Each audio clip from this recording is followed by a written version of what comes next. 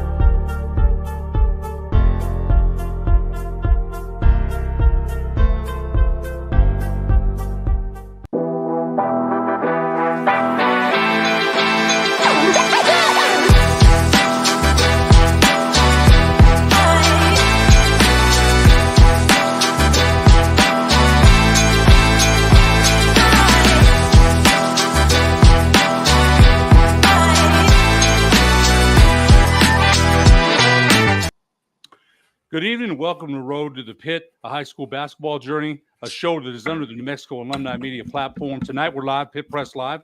Hit us with a like, live on YouTube. Hit us with a like, subscribe to the channel, and also live on Instagram. My name is Ed Nunez. My co-host is my son, Nick Nunez, who is a producer and play-by-play announcer for ProView Networks.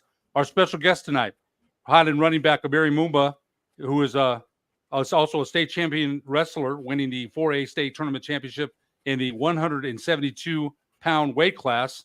Amiri also won a state championship in powerlifting for Highland at the 181 weight pound class. And more importantly, Amiri holds a 4.0 GPA. Amiri, welcome to the show. Thanks for coming on. Yes, sir. Thank you. You know, Amiri, you want to get into a lot what you've accomplished. I was able to talk to my son talked to Highland head football coach Phil Lovato, who I know real well, and I was able to talk to your wrestling assistant coach Marco Ortega today. Let's start with your junior season as a running back. You had 1,847 yards rushing, 18 total touchdowns.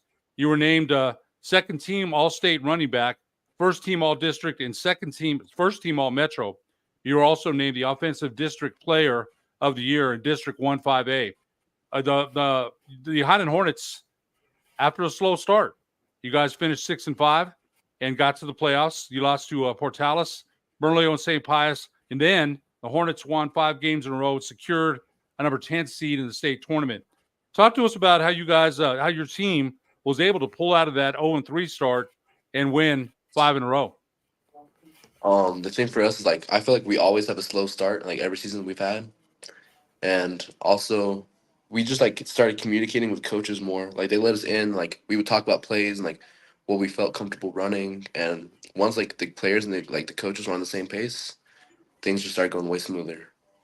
You know, you talked about that last summer, Coach Lovato. You guys were running a new offense, and learning. My son and I did the St. Pius game at Milne Stadium, and you're learning a new offense. And it's Coach Lovato said that offense hadn't been run in a long time. So, you had to run a different offense. You mentioned this to me when I interviewed you for the Highland Stinger magazine last year. You mentioned that the coaches, once you guys started communicating a little bit more, things started rolling a little bit better. Can you elaborate a little bit on that? Yeah, I feel like just like as players, like we always have things like we feel more comfortable going to the right or the left. Like if we take these steps, and we start talking to coaches, and like we put players in positions that they feel comfortable, and the plays just went smoother for us. That started really working for you, and that's it. And we're going to go over your stretch run here during that time when Highland started on their winning streak. You had 202 rushing yards, 4 rushing touchdowns versus Del Norte, 355 yards and 1 rushing touchdown versus Belen, and another 303 yards and 5 rushing touchdowns versus Miyamura. What clicked for you on that 5-game winning streak that allowed you to have those kind of numbers? I mean, those are great numbers. And, the defense knows you're going to get the rock. You get it, and you're still putting up big numbers. What was the click for you during that time? I think it was mostly just reps, especially with my line. Like I would sit down with my line and we would talk about blocking assignments. Now I know like there's gonna be a cutback lane here. If this block is hit right, it goes this way. It was just like reps and communication with my line. You mentioned to me that the line, you had to get in sync with them a little bit, and you've only played football since the 9th grade. I remember watching you run a couple of years ago. I saw a game at Milne Stadium, and there was some uncertainty, maybe a little bit of not knowing where to go, what hole to go through, what cutbacks to make as far as the natural instincts of a running back. Since then, it's obvious that you've really grown up in that time since you were a freshman. Talk a little bit about the development that you've experienced in seeing the hole, seeing a cutback lane. Talk a little bit about that. I think it's something that comes with reps and confidence. Cause I know like I have to hit the hole hard, even if it's the wrong hole. And as like you start just like getting more confidence with it, your eyes like start to open because there's almost like a fog when you're like scared of messing up, but you're just confident and you go and things just start clicking. When running backs get running downhill the way you did with the numbers that you had, the confidence had to have gone out the roof, and then you're winning. You're putting together. Coach Lovato, you mentioned, made some adjustments and communicated better with the team and players. Did it feel to go on that run when you started 0-3, and then all of a sudden you win 5 in a row? How did that feel? It was amazing, but like since like game one, like we knew we were right there. Like we just needed something, and like once we win that win streak, like we know how to do it now. Like we have the confidence and like we have the skill. Like we know we could keep doing that now. Of course, you open up August 24th or August 23rd against Monzano. That's just right around the corner. You guys are right in the middle of starting practice and have been for a while. My son and I, as I mentioned, we did that game against St. Pius last year. Your offensive line was a little undersized. You mentioned that. They were able to create opportunities for you to have some running lanes and get some big yards. Talk about how big your offensive line was in helping you have the success you had in running the ball last season and the success you're looking for this year. A running back is nothing, as you know, without a good offensive line. Talk a little bit about that. Yeah, my offensive line, they're not like the traditional offensive line. They're not like big boys, but they're all strong and like they're really fast and they're smart. They all know their technique. They know how to get their blocks. They know how to use angles, and they're all my brothers. Like with all my like line, we've all known each other for years. We go out to eat. Like we want to take care of each other, and I feel like that plays such a huge role. Well, you got a lot of camaraderie there, and you mentioned a lot of trust. They have to trust you, and I don't think there's any doubt you were going to see a heavy dose of Amiri Mumba this year for Highland as far as their offense go. You received a ton of accolades from last season, named second team All-State running back, named first team All-District and first team All-Metro. You were also named the Offensive District Player of the Year in District 1-5A. 1,847 yards is a ton. I think I told you I'm a Highland alumni from way back, and I'm on the Alumni Association and on the chairperson of the Highland Hall of Fame. And I don't know that a running back had that. Going back years and years, I'm sure we could find out, but that was a really a stellar season by any account. And Highland has a history of great running backs in the past. A lot of accomplishments that you achieved. What of any of those out of all the ones that we named? Second team All State, first team All District, first team All Metro, Offensive District Player of the Year. Which one were you the most proud of? I think my second team All State. Any reason? I don't know, it was just like nice to be compared against like the whole state, obviously. And it was like since like my freshman year when I'd hear people getting accolades, I was like, I want to be part of that state team. Like, I was just something like since I was 3 years ago, that I just always want to be a part of. But it's you had a heck of a year. You really did. Nick, go ahead. You're up. Amiri, gonna talk to you a little bit about wrestling. Before I do that, though, you got a lot of accolades on the offensive side of the ball. We talked about it: 1,847 rushing yards, 18 total touchdowns. One thing that I think some people don't know about you is you played a little linebacker last season. 46 tackles, 6 tackles for a loss, 10 quarterback hurries. Talk to us about what you accomplished on the defensive side of the ball. Defensively, definitely like week 1, I had a big game, and I was like kind of fluctuating between D line and linebacker. But defense, like it was the same thing, like just confidence again. And I knew like I had to perform on defense so that we could get back to playing offense. How sounds like you like the offensive side of the ball. Is that right, Amiri? You like carrying the ball? Yeah. How does that help you though? Because if you play both sides, right, you play linebacker, you kind of know where the running back, whoever has the ball, is going to go. You may have to line up on the line of scrimmage and guard a tight end. How does playing linebacker help you be a better running back? Yeah, it's like the same vision. Like when I'm playing linebacker, I'm thinking about like where would I want to go as a running back? What angles would I want to take? And the same thing like as a running back, I know a linebacker's job, like they have to fill this hole or this is the responsibility. So I play into that. Like I know what they're gonna do, so I'm gonna use that against them. We're speaking with second team All-State running back for Highland, Amiri Mumba. Amiri, we talked about the 1,847 rushing yards. I spoke with Coach Phil Lovato a couple of nights ago. He's still digging through the archives as to whether or not that is the all-time record for Highland as far as rushing. On our live pit press show, we had Mike Mahoric on, who played for Highland. Was it late 90s, early 2000s, Dad? It was, yes. Yeah. And I'm sure you've heard the names, Amiri, Bobby Newcomb, Jared Baxter. For your numbers to be put in the same conversation as those guys, what does that mean to you? It's crazy. It's like something like I don't think I've processed it yet. It's like those are like greats, and I feel like my season was nothing compared to like what they've done. But, like I still haven't processed or like thought that like my numbers are somewhere up there.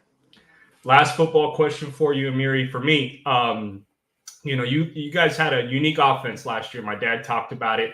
Just the scheme, the way it was run, a lot of motion on the line of scrimmage, guys moving before the snap. Looked like a wildcat formation sometimes. You got the ball directly under center. What was your favorite part on the offensive side of the ball last year for Highland?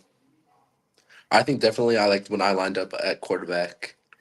It's a little selfish of me, but I like the idea of being a quarterback. I'm obviously not one, but it was really fun for me. Sure. All right, we'll switch gears and talk to you about your wrestling season. Again, we're speaking with state champion wrestler in the 4A classification at the 172-pound weight class, Amiri Mumba. Terrific season for you in wrestling, Amiri. You went 31-2. You defeated Antonio Gonzalez from Tucumcari in the 4A state championship. You also won the District 1 5A championship. Tell us what stood out for you during your wrestling season. What were you most proud of? It was definitely like I was succeeding, and also my drilling partner did really well at state too, also taking third. And like it was just like every day of practice, like seeing us battle each other. Then like we would go and actually like wrestle, and we would both succeed. According to the Highland Hornet Wrestling Twitter account, you were the first state champion in wrestling since 2012 for Highland. What did that mean to you, Amiri? That was crazy. Like I never knew like how long it had been, and I've known so many people that went through the program that were very close, and I was just happy to be like able to finish the job. What when you look back on your wrestling season? I mean, 31-2. That means you only lost twice. What was the biggest challenge you had? Was there an opponent that you had that you look back on and say, man, that was tough? Was there a practice, a particular moment that you faced some adversity and persevered? I remember the week before our regionals to qualify for state, I got really sick and I was still cutting lots of weight to make weight. And I just remember that practice is like being like horrible. And even my first matches at regionals, I was still like out of it from cutting weight. But my coach just pushed me to keep going. You wrestled at 172 pounds last season. I've looked on your Twitter account. Looks like you've been putting up some weight. You might have put on some weight. Where do you think you may wrestle next season? I'm thinking 189s, but if my weight keeps going up the way it is, I'll probably go 215s. Wow. Speak to some of the coaching staff, Coach Marco Ortega, how they kind of helped you get that state championship in wrestling. They pushed me like hard. They really, really hard. Every practice, like I hated practice, but like it benefited me. I hated practice, but they were hard, but they were good. And we got a new coach that came in and showed us new things, and they really like. I could tell they were all in on us this year. Last wrestling question for you, then we'll take a quick commercial break, Amiri. How does wrestling help you become a better football player? They're different sports, but these three sports that you participate in, football, wrestling, powerlifting, they all involve strength and building strength. Talk about how being a wrestler makes you a better football player and a better powerlifter.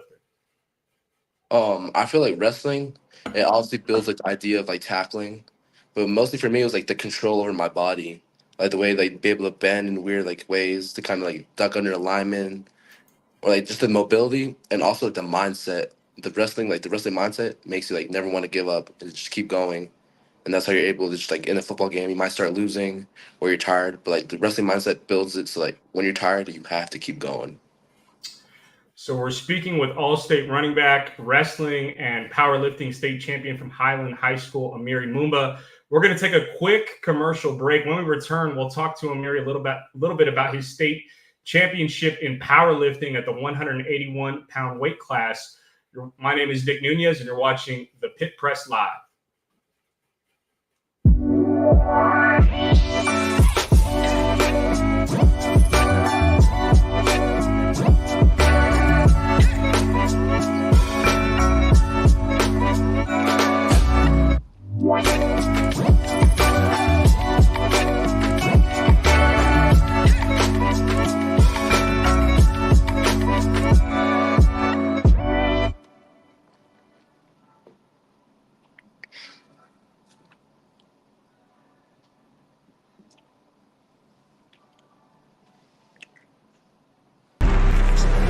Let him cook.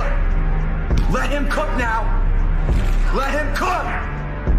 I said let him cook.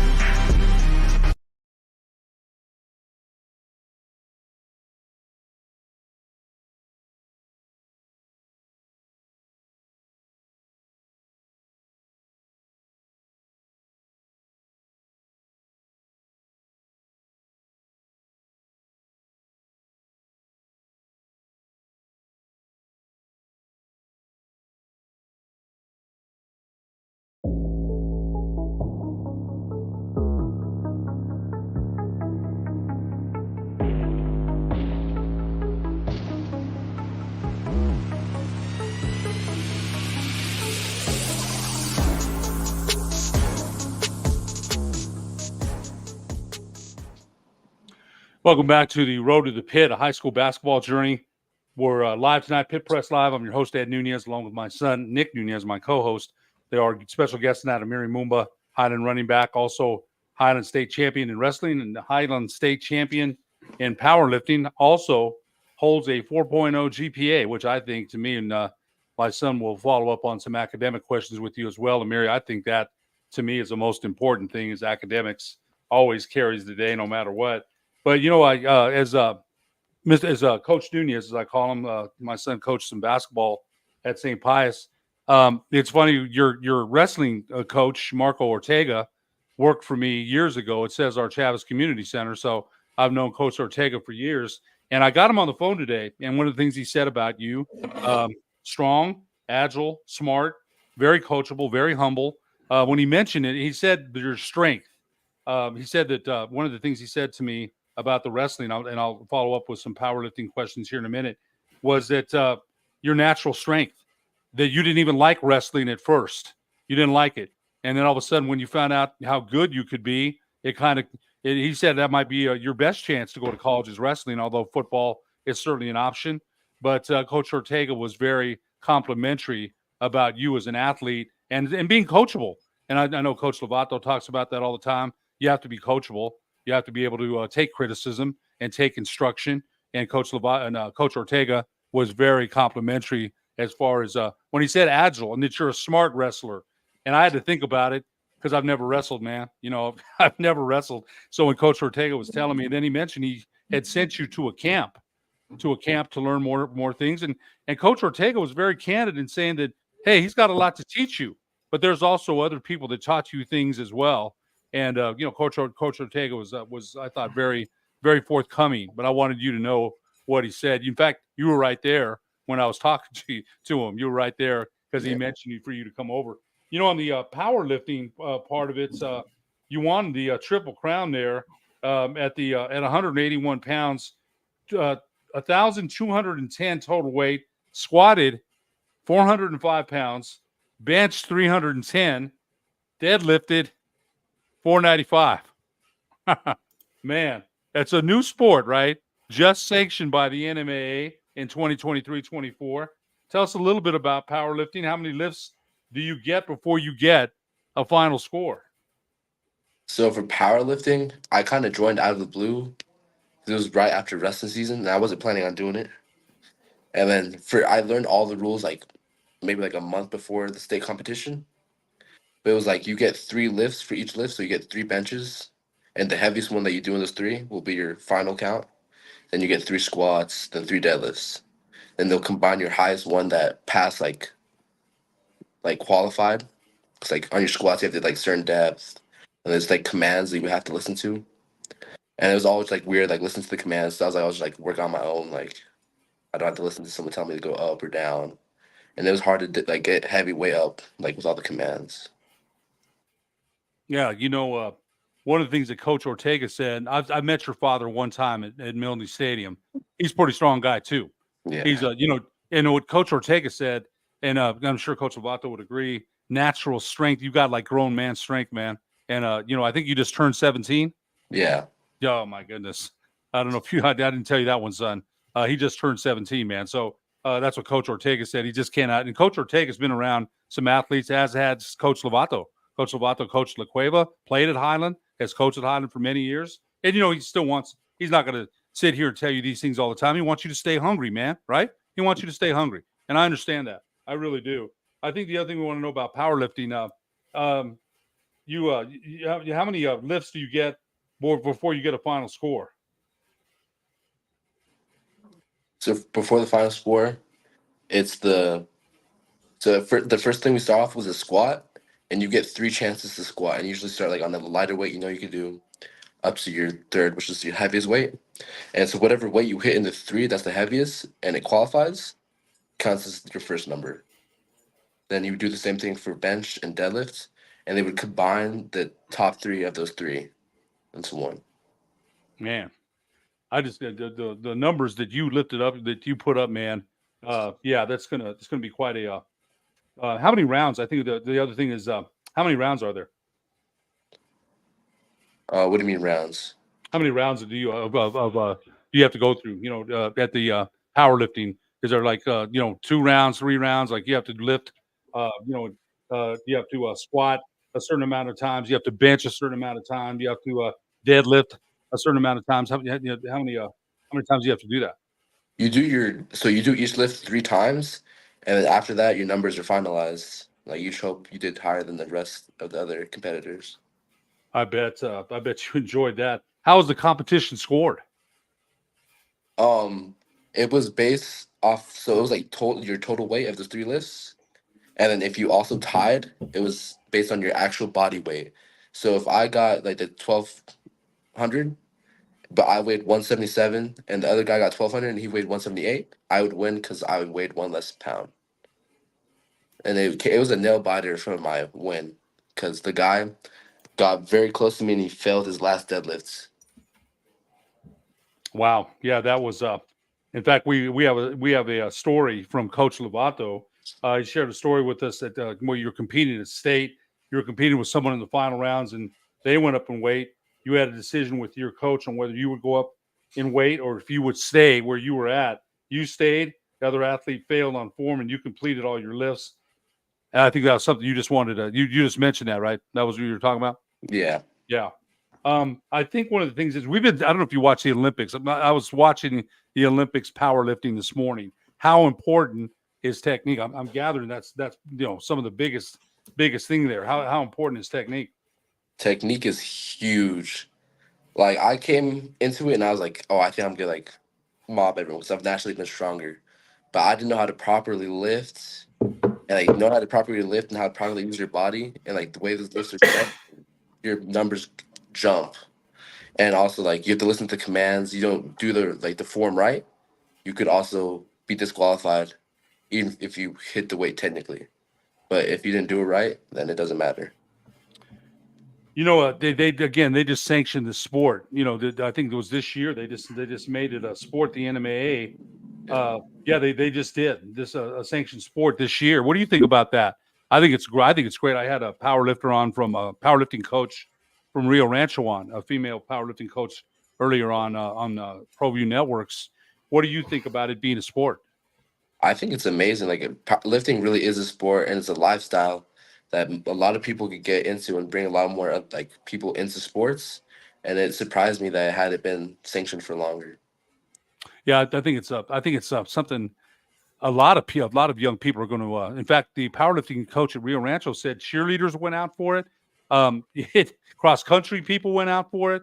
So I think it's going to involve a lot more young athletes, and I think that's something that's anytime you involve athletes in something positive like that, I don't think there's a bad ending to it at all. Son, you were going to ask him some things also about academics. Yeah, Amiri, before I do that, want to know kind of where your numbers are now. We just kind of read off your numbers that you had to win state at 181 pounds in powerlifting. And looking at your Twitter account, posts on July 30th, 2024, 500 pounds in squat, 365 pounds in bench. Is that about where you are right now? Have you gone up from there? I haven't actually tried to max out, but I felt stronger than I did when I made that post. What's your lifting routine now, Amiri? Obviously, with football, you guys are hitting it hard. Practice just started this week, but are you in the gym every day lifting? What's your routine? I only do 3 traditional days in the gym. So I do like a push pull legs, and then the other days I do like plyometrics to make sure my body's still mobile. And is that kind of your routine for the football season? I imagine football players kind of lift intermittently throughout the season, but how do you plan to keep weightlifting as part of your routine through football? It's easy because we start doing 0 hour during school year. So after school, we do our study hall, then we're done. So I think after school, I'll probably have short like workouts to make sure I'm still keeping my body in shape, but also not pushing myself too hard. Got you. We'll switch gears again. We're speaking with All-State running back, state champion in 172 pounds in wrestling, and state champion powerlifter from Highland High School, Amiri Mumba. Amiri, 4.0 GPA, man, and that's through 3 years at Highland. I mean, that just shows dedication in the classroom. What's your favorite subject, man? I think I'm a big math guy. Yeah. So junior year, what kind of math did you take? Was it algebra, pre-calculus? I took algebra 2 my junior year. Yeah. Okay. And math, man, a lot of people, I'm not a math guy, definitely not. You like geometry, you like algebra, calculus, you like the formulas, like which kind of math stands out to you? I think algebra has always been something that I picked up easily. Yeah. Yeah.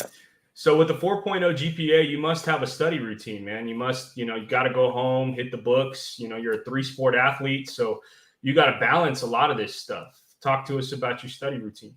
I think mostly it happens in the study hall that Coach Lovato set with us my sophomore year. It was like we have a coach that's just there to help us with work, the schoolwork. So I talk to her a lot, and also like making sure my teammates are still on grades, like makes me stay on grades too. Yeah. Yeah. So you've kind of taken that leadership role, going into your senior season. Would you consider yourself a leader on the team? Yeah, I think so. Vocal leader? Do you lead by example, or do you do both? I think it's a mix of both. I'm not too vocal all the time, but I can be when I need to be. Yeah. I was speaking with Coach Lovato the other night. I was like, man, with the 4.0 GPA, Amiri can write his own ticket. He can do whatever he wants. What do you kind of see yourself doing after high school, after your competitive playing days are over? Who knows? Hopefully you get a scholarship somewhere, get to play competitive football. If professional sports is something you're interested in, you certainly have the foundation for it. But when all that is said and done, what could you see yourself doing? I've always like thought it would be like sports after high school, but if not, I've been looking into actually like firefighting. Yeah. Yeah. Interesting. Cool. Dad, I'll turn it back over to you. We're going to ask him some more questions about football this coming season. I got to ask you this. You just you're a deep thinking guy, man. I could tell that. You're very precise in what you say. 4.0 GPA speaks for itself. Algebra. Gosh, I was not a math person. I remember though getting tutored one time with it, and I thought, okay, I got it. But yeah, if you're taking algebra 2 in high level classes and you have a 4.0 GPA, again, I think that speaks a lot for you. But what I want to know, Highland just lost their principal, Marco Harris. You got a new principal now, and Mr. Harris was a heck of a principal, and I think it's Alfonso Flores who's the new principal now, and it leaves a kind of a gap there with Mr. Harris, but I'm sure Mr. Flores will do a great job there. I think a lot of people were sad that Mr. Harris moved up though, and that's good for him. Tell us a little bit about the Highland as a school. You got a 4.0 GPA. I think sometimes Highland has a stigma that I know is not fair.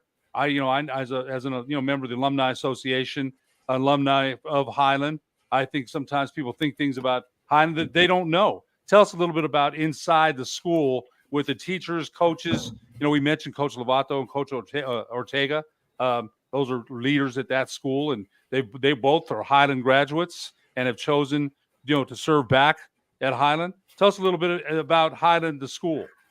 Yeah, I've heard like a lot of like bad stigma about Highland too, but honestly, like everyone's worried about like the location, understand like it's the ghetto, but it's nothing like that. Like the kids that go to school, we're all like it's kind of like a big family. Like everyone in all your classes. Like you all support each other at games. You like know each other like on a friendly basis. There's not like a bullying culture or anything. Like everyone in class. You know what everyone's up to. Like we're all friends or like like we're friendly towards each other, and that there's not fights or like anything. Like teachers know us like on a personal level, and like will ask us questions about sports and make us feel like actually connected to what we're learning. They seem to really care about you, and they work hard, man. They do. It's a teaching, and it's a very rewarding experience. For those that are there at Highland, and again, Highland's a very, very special school. I'm glad that you said that. Now, I got to ask you on the football end again. Highland opened up against Monzano on August 23rd at probably at Wilson, or maybe Milne. I don't know. I don't know if that's a home game for you guys or an away game. Is that up at Wilson or State or Milne? It will be at Wilson. Okay, so that's an away game for you. What can we expect to look for as far as Highland football this year? What can we look for? I say it's okay to be very confident in us this year. We have very high hopes. Tell us a little bit about it. You got to elaborate, baby. I mean, you told me that, but tell me why. It's like a newfound confidence on the team. Cause like last year, we just realized what we could do, and we didn't lose much. And we've been growing with each other and our coaches, and it feels like we're all we're very comfortable, but still hungry, like where we are at. You had a good run last year, and you, I'm sure, want to prevent 0-3 start. You recovered from that, got to the playoffs as a 10 seed. I thought that was a season that maybe a lot of people didn't think that was possible. But so you think Highland might have the goods to have a good season then? Yeah. So we'll see how that football season right around the corner. We're going to wrap this up with you, Amiri. Son, you have anything else? Yeah, just a couple more questions for you, Amiri. Looking at your guys' schedule, I'm talking about your football schedule. You open up with Monzano, then you got Bernalillo, Taos. The game on September 13th is at Los Alamos. That is the team that knocked you guys out of the playoffs last year, the 7-10 matchup. You guys looking for revenge in that game? Is that just another game on your schedule? What's your thought process? Not looking ahead. You're not overlooking your first 3 games, but what's your thought process going into that game? I think we obviously will play week by week, but for most of us, that'll be a very personal game. and I feel like we'll just have more drive. But at the end of the day, it's just another game. Yeah, and we're speaking with All-State running back Amiri Mumba. Amiri, just a couple more questions for you. We really appreciate your time, man. What are your goals for your senior season? You were All-State in football, had all kinds of accolades, state champion in wrestling, state champion in powerlifting, 4.0 GPA. What goals have you set out for yourself for your senior season? My goals for like football season, my biggest goal has been 2.5 thousand for this yards for the season. And obviously like wrestling is and powerlifting is to go back to back, and hopefully wrestling go actually undefeated. Yeah. Last question I have for you, Amiri, is your recruitment. Coach Ortega has talked about how you potentially could be a college wrestler. You certainly have the numbers to play college football. I'm sure, powerlifting, there may be some opportunities in college as well. Are you interested in pursuing athletics after high school? Yeah, that's like the one of the like biggest thing for me. Since I started playing like in high school, like I didn't really know what I was gonna do, but I fell in love with like the game, and I really wish I could keep it going for however long I can. Yeah. One of the questions, are you done, son? Are you done? Yeah, go ahead. One of the questions we have, one of the comments we had was, do you have any interest in the University of New Mexico? Either, they don't have a wrestling program, but do you have any interest in the University of New Mexico in playing football there? Yeah, I would be. That'd be nice to stay home too. Don't have to go too far. That'd be great. Yeah, there's so there's a lot of things to, and we wanted to also make sure to tell our audience to like and subscribe to our Pit Press YouTube channel. We've been getting some more subscribers, and there'll be a show following our show tonight with Ryan Tamori. He'll have a very special guest trying to push UNM football. Their opener August 24th against Montana State at University Stadium at 2 p.m. And that game is going to be very, very warm.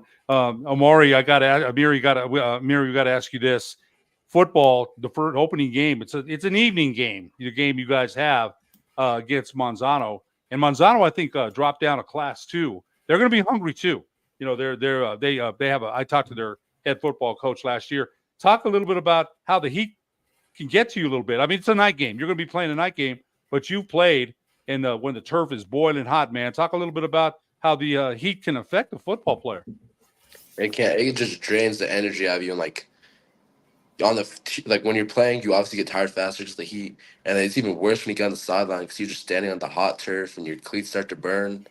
The hot games, they suck, but hopefully we send them some canopies, get some shade going, and it doesn't take too much energy from us.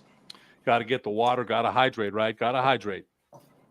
So that's a key thing when the games are hot like that.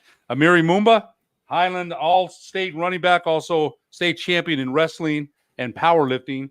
We sure appreciate you being our guest tonight on Road to the Pit. My co-host Nick Nunez, we wish you all the luck this coming season with the Highland football team. Yes, sir. Thank you. You bet. We'll be back in about an hour or so with another live show. This has been Road to the Pit. Thanks for watching.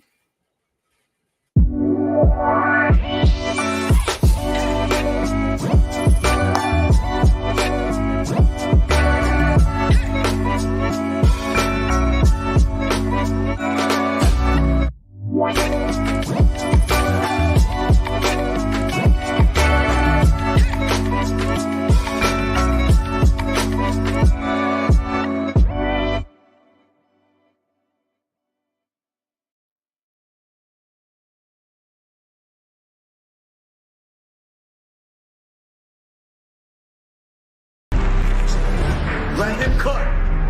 Let him cook now. Let him cook. I said let him cook.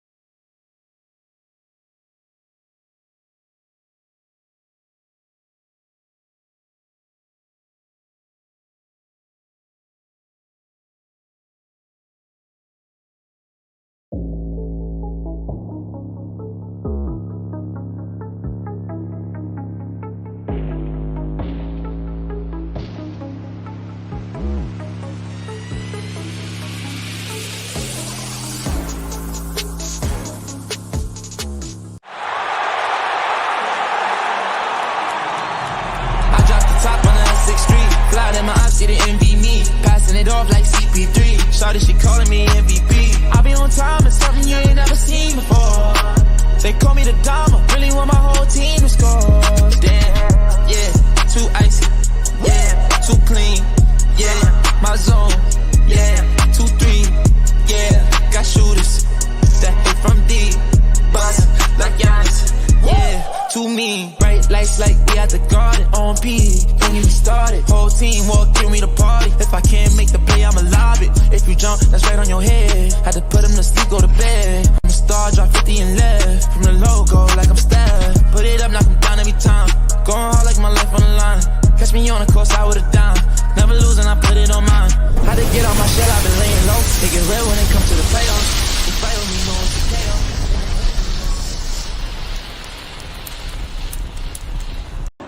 Ladies and gentlemen, from La Casa de los Lobos, the Pit, here at the University of New Mexico, let's get ready to rumble!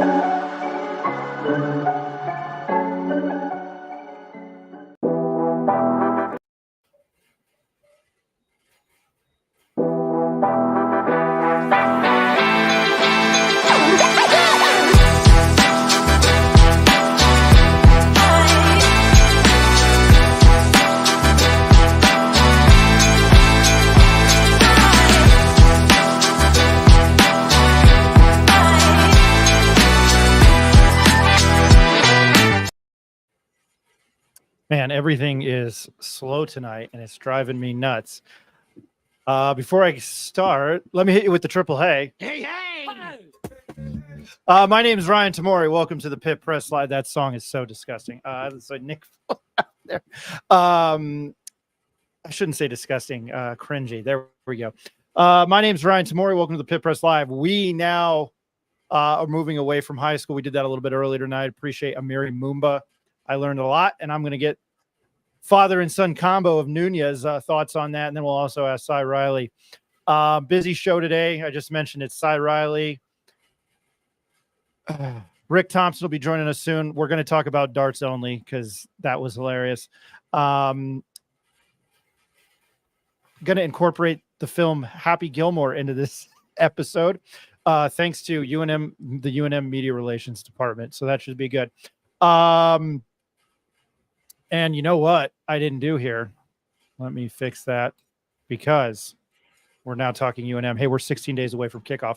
We'll get to that here in a bit. And again, Sy Riley, a former UNM linebacker, will be joining us. I think he took a job within the UNM athletic department or UNM. So looking forward to talking to him.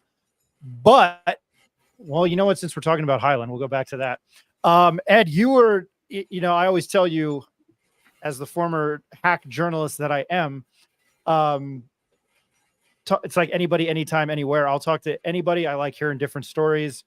I know nothing about powerlifting. If you look at me, I don't think any of us do, but that's a unique case. And he had biceps bigger than my thigh. He's a very interesting kid to talk to. And I know I'm not trying to put that stigma on Highland because that's not fair, but he's at Highland. I mean, how you're a Highland grad to have that kind of athletic representation. What does that mean to you as a alumni? I think not only the athletic representation, I've got to say for me, the academic part. You know, I wasn't the greatest student. I wasn't dumb, not by any means. I was always, you know, too busy involved with athletics. I went to class. I just didn't work as hard as I should have. So when Nick went to St. Pius, he played basketball, but I'd always tell my son, hey, you're not here to be a basketball star, man. You're not. And my son got good grades, graduated, went to college, graduated from law school. I'm a proud papa, man. So that meant more to me than, him playing. And although he coached with Damian Seguda over there. So when you mention his athletic, you look at his arms, Amiri Mumba, that kid is strong and he's only 17. So I think the academics, the athletic achievements, state champion in wrestling and powerlifting, the yardage he got as a junior running back that just really was learning football. And Highland has a long history of great running backs, and his name's going to be up there with them. And he said that he hasn't really processed it yet because he's in the game still. Later, years from now, he'll take a look back and say, wow, that's pretty good stuff. But I think overall, Ryan, I'm on the Highland Alumni Association. Highland means a lot to me. It really does. So I think having a young man like that with his athletic achievements and then the academics, that tells me Highland is a good place, man. It's still a good school, and they're putting out, good students and good athletes. So I'm proud. I'm proud to say that. I'm going to go to the comments really quickly before I get Nick's thoughts. Couple here. Jimmy H, I'll get to you. And yes, I got your email. We got your email. So technology works. This is for you, Ed. Ronnie Chavez. Going to Highland was the best. Grabbing a breakfast burrito in the morning inside the Herbie store was bussin'. I have no idea what he's talking about. Can you elaborate? You know what? That might have been after I was there. I don't remember that, but I and the Herbie store, it wasn't there when I was there, but he's got some good memories there. The Herbie store was I graduated in '80. I think Ronnie's probably a lot younger than me, but the Herbie the Hornet, I know who Herbie the Hornet is, but the store wasn't there when I was there.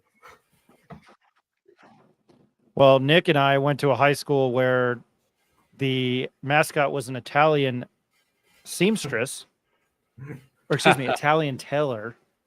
So we really struck the fear in front of our opponents. I wish Rick was on for that. And then they created some sort of Gryffindor mascot that is named Sarto. So maybe he likes. Maybe he's wondering where the baked ziti is. Let me just weigh in on that, Ryan, as a fellow Sarton with you. It's always difficult explaining to people what a Sarton is. People will be like, what's a Sarton? And then you explain who Pope Sarto was. And then you try to explain, well, it's a needle weaver, but it's an aggressive needle weaver. And props to the administration for creating the new mascot, Sarto, which is a winged lion. But anyway, I digress on the Sarton mascot. Back to Amiri Mumba, fantastic kid. Man, just all that he accomplished in 1 year, man. I mean, just think about what his Letterman jacket looks like. All the district championship patches, all the accolades.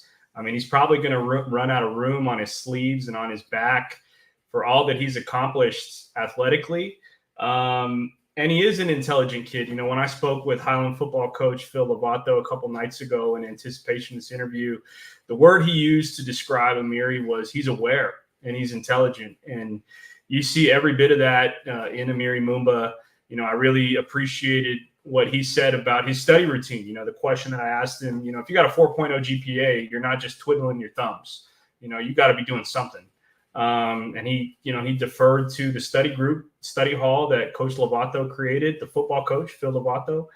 And just can't say enough good things about that kid, man. He represents the school well.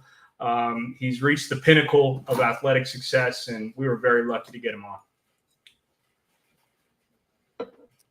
I thought he was slightly, maybe a little nervous because he gave like 1 or 2 word answers, but there were certain questions that you asked him, and I thought he was fantastic because you guys have interviewed a lot of young high school. I shouldn't say young. That was terrible. You've interviewed a lot of high school athletes in the state, and they've all been. Fantastic to talk to. I think you guys, you had Cam Dyer was the last one you had on. All right, this popped up in the comments. Irby for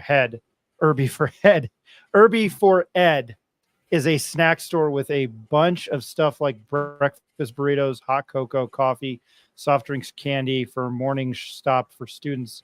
I'm 38. Yeah. So 38 now. So yeah, probably after your days, Ed. Yeah. That, Yeah. Way after, man. Ronnie's way yeah. younger than Yeah. me. Yeah. I didn't know it was Herbie the Hornet. So I learned Herbie something new today. Herbie the Hornet, man. Not to take away from Amiri Mumba, but so in regards to Eddie, I don't know if I've told this story on here or not, so people are gonna have to bear with me and story Ed and Nick. So we didn't have a mascot in high school when I was at Pius. And towards the end of our senior year, Rick, my buddy Andrew Duran, Vince Steiner,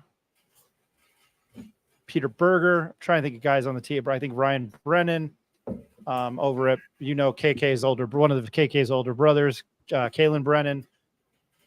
They kind of got hot towards district and won some games and kind of put themselves in a position to make the tournament, but they had to win district. So it was late February, early March, and we discovered alcohol. And we had these leftover costumes from Halloween that somebody else wore. One was I think I was a hot dog, and I gave it to my buddy Mike. And then somebody had a banana, and they gave me the banana, and at least it was black and gold. So I wore we went, and I don't know, to somebody's house and drank before we went to Pius games at Pius, and Van Tata 13 got me and my buddy Mike dancing on the floor, like feeling pretty good during it. And this is where it gets better, because athletic, I probably will get in trouble for telling this story because my big fat mouth. Jim Cook walked up to us as I was dancing in the middle of the court to probably like, hey, yeah, or something. And he was like, you need to get off the court now. And I was like, oh, okay. Because apparently the NMAA would fine them for anybody on the court that wasn't a basketball player. And he had told me that, and my big mouth at the time, and you put a little bit of liquid courage in me. I told him, well, my mom's he threatened to arrest, and he was like, I'll threaten to get the cops and arrest you. And he knew my mom, but I happened to open my big mouth at the time, and my mom was a bail's bondsman. So I said, well, it's okay. My mom's a bail's bondsman. So throwing that in is, thank you, Nick, for laughing for that. Okay. That's the end of story time, but that's my mascot thing, as we talked about a scholar athlete and my drunk ass in high school. But Ed, what do you, here's the great segue from the double homicide to the jet skiing squirrel, but how in your mind, how is Highland going to be in football this year? You know what? When you have an Amiri Mumba, you have a weapon like that can put up. Look at the yards he put up towards the end of the season. Now, defenses are going to gear on him, but good luck tackling that dude. That's 2 or 3 guys hitting him and trying to get him down. He can wear defenses down. He can. I also think that sometimes, running backs get tired. He's going to get a lot of carries. If you're Phil Lovato, you got to give him the ball. But he's got that strength and that power not to tire out. He's also, he's a power lifter. He's a wrestler. He's in shape. So I think they're going to ride him as much as they can. The numbers for Coach Lovato had been down a couple years ago. He got them back up. They're never going to be what they were. But, they moved down to 4A. Enrollment is down now. But that's that's a school that I think Coach Lovato's done a great job over there. And, I think they're going to go as Amiri Mumba goes. They're going to go. Look at the wave of wins that they had when he had 300 yards, 200 yards, 300 yards. And so, and everyone knows it's no secret he's going to get the ball. So they'll ride him to whatever season they have. And I like their chances to have a pretty decent season. I do. This is a question for either of you. When you mentioned, I think, the Los Alamos game, Nick, what did they lose? I don't know the context of that question and why they were. That was a very important comment for Eric, so I'll send that his way. Sorry, I'm a man. I can't do 2 things at once. But you mentioned, I think it was the Los Alamos game, why they are focused on that game. Did they lose them in the playoffs, or why is that game circled? Yeah, so we mentioned it in the interview. Highland started 0-3, then they went on a 5-game winning streak, and I think they won 2 out of their last 3, and then got a 10 seed in the 5A state playoffs last year in football. They played Los Alamos. I don't remember the score. It might have been 51-10 or 51-13. But, considering how they started the season, I mean, they were 0-3. And, Dad, we had their game against St. Pius. We talked about that with Amiri. I spoke with Coach Lovato. Amiri had around 185 yards against St. Pius. They lost 28-2, so they didn't even get into the end zone in that game. But just the turnaround that Highland had kind of in the middle of the season to win 5 in a row. I mean, I remember just, checking every Friday or Saturday. Did Highland win? Did Highland win? And they won 5 in a row. And, I mean, Amiri Mumba was a huge part of that. But, in answer to your question, Ryan, Los Alamos did knock them out of the playoffs last year. They were the 7th seed. They knocked out Highland. So that's why I asked him that question. They got this year, Highland's got 3 games before that. They got Manzano, Bernalillo, and Taos, I believe. So they got to take care of business there.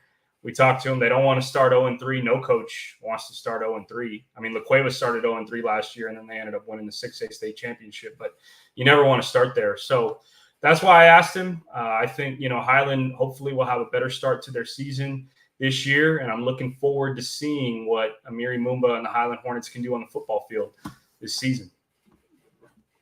I want to go to some more of the comments. Thierry Mumba, I hope I pronounced the name right. Like Thierry Henry. Thierry Mumba, Duke City Rides, very proud. I'm going to gather maybe that's an uncle or the father. Crystal Marie, so proud of you, Amiri. And Jimmy H with the comment that for this setting, I'll read. Amiri just might be the best all-around athlete in the state. And I don't speak emoji, but I speak this one, Draymond. Powerlift, fire trophy. So probably for state champion. I don't know. He also mentioned that he was interested in UNM. Ed, do you think there's any chance that he goes there? Size-wise, probably not. I would say probably not for football. In fact, I'm going to send this interview to Western New Mexico head football coach Billy Hickman, say, hey, coach, I am. Seriously, you never know. Coach Hickman might be looking for a running back at the D2 level. But according to Coach Ortega, Marco Ortega, his wrestling coach, he might have a better chance of wrestling at the collegiate level than football. But I think football is an option too. And I just was marveling at the size of this kid's arms, man. When I was looking at him, I was like, wow, he's 17. Look at the size of this kid and the strength. And that's what Coach Ortega alluded to was his grown man strength. He's only 17. Yeah. And so I think I don't think UNM would probably be an option at the D1 level for football. You never know. I don't know if he has that speed to get to the next level. I mean, it might be wrestling, but yeah, I think he's got a future. And you know what? Even if it's not athletics, and he will get an athletic scholarship, he'll get an academic scholarship. Either one. His future looks pretty bright, I think. One thing I'll add to that, Ryan, real quick. I mean, we touched on it a little bit in the interview. He didn't start playing football until his freshman year in high school. When I spoke with Coach Lovato, he was like, one of his friends from middle school convinced him to come out. And I mean, we're talking to a kid that's played 3 years of competitive football, didn't play any Yaffle, didn't play any Pop Warner. For him to put up the numbers that he did in his junior season, I mean, Coach Lovato was talking to us. He's still learning the game as a senior. He's learning when to hit the hole, when to make a move, how to use his blocks, where to follow his blocks. This extra year of development will be huge for him. And I mean, I think he's got the physical tools to potentially play at the D1 level. Who knows? If he wants to be a preferred walk-on at UNM, he probably could get an academic scholarship with a 4.0 GPA. So just once again, cannot say enough good things about Amiri Mumba. Who, just to keep this train going, since we're talking about Highland athletics, what do you know who their quarterback is, or do they not to knock on a kid? But I was going to make a joke there, like do they even need one? I thought it was funny that he said he didn't want to play quarterback. I don't. They had a quarterback by committee last year, and I didn't. When I spoke with Coach Lovato the other night, he didn't. He wasn't going to give out too many secrets. He did say though that there could be some packages where Amiri Mumba does line up as a quarterback. We saw that a little bit. I was watching his huddle highlights, and he did line up under center, like in a wildcat formation. So I think Highland will probably mix a lot of that in. All he needs is a little bit of space, man, a little bit of space. Once he hits the hole, he's going to make a play. So I don't know who their quarterback is. I guess we'll find out August 23rd against Monzano, who starts under center. But no, future looks bright for him for sure. No, that's very awesome. I thought that was a very good get. Do you guys have any other ideas? I'm not putting you on the spot here, but kind of spitballing for our listeners. Do you have any idea who else maybe you might want to talk to leading up to the high school football season? It's a good question, Ryan. You know, we definitely, you obviously see the pause and hesitation. My bad. No, that's okay. We definitely wanted bad. to get no, you're good. We wanted to get Amiri. You know, we talked about it, and I think we'd like to get a volleyball athlete on. You know, I mean, this is road to the pit, but there's no reason we can't branch out into fall sports. You know, it's soccer season as well. Yeah, we're keeping our options open. I'd love to have somebody from volleyball, somebody from soccer, another football player. We're definitely, got the wheels turning, and we'll see. We hope to have another guest here in the next couple of weeks. I think one of the things that helps is James Yotis when he comes out with his players to watch in the journal. That will help us. You know, I remember some players from last year, but without looking at the rosters, I'm not sure if they've moved on But don't worry, Ryan. We'll come up with more than one. We'll have some ideas. Chock full, I promise. All right, perfect. Well, hey, I appreciate you guys. I'll let you two get off. I'm going to go to another commercial break because if you watch us religiously, you know that we don't start till 8, but we made an accommodation tonight for Amiri Mumba. Was really happy to have him on again. We talk high school sports on this platform. You can check Nick and Ed Nunez out on Road to the Pit, a high school basketball journey, but it's not privy to basketball. So it does contradict itself, but we know what all, we started that show in the spring, but we all know what basketball means to this community and this state. So it was more of, I think, homage to what basketball and the pit mean and yada, One yada, thing, yada. One thing, Ryan, real quick. Hey, go ahead. Can I say go one ahead, thing Ed. real quick? Son, I think with Latavius Morris, the Trisco Heritage athlete who played football and basketball and committed to ABC, he decided to come back to Trisco Heritage and play both sports. So that's probably an athlete we're targeting here in the next couple of weeks to say, why did you decide to come back to Trisco Heritage? The kid is a phenomenal. I know head coach Steve Heredia in basketball has to be very happy, as does the Trisco Heritage head football coach Howard Knizovich, I think. I know I can't remember what the Trisco Heritage name. It might be Howard Knizovich. I thought it was. He's got to be very happy that Latavius Morris has decided to return to high school. So I think that's an athlete that my son and I will be looking to try to get on in the next couple of weeks. What was his last name? Morris. No. The football coach. Knizovich. That's a good Central New Jersey Pollock name. All right. Yeah. Before I let you guys go, Vonovitz. And then you got to Ellis Island, and people, the Americans were like, it's just Warren. That's how it happened with my family members. Okay, great. Nick is talking to himself. Great stuff, Ed and Nick, from Nick with just a no K. And then just for you, Ed, Coach Lovato was my teammate. Chad, Coach Lovato was my teammate at Highland. Great guy. And Highland is a great school in a bad area. And lastly, before I let you guys go, where did it go? Oh, no. 20 there.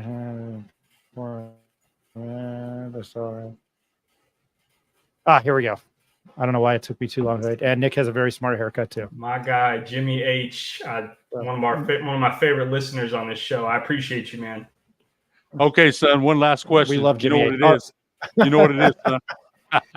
Oh man, Ryan, it's getting hard for me to even come on, man, because every time we come on, we bring this up. But no, the answer is no. I don't do it on purpose. I just, now that I'm a father, my kid's hair, he has got the bowl cut, and I love my child. He's adorable. You've seen him. And he's funny because he's got many nicknames. The most recent one is Fart Man, but he has a bowl cut, which I don't know. He didn't get it from me because my hair, I've got the afro going. I make the joke with the Jew fro. I can have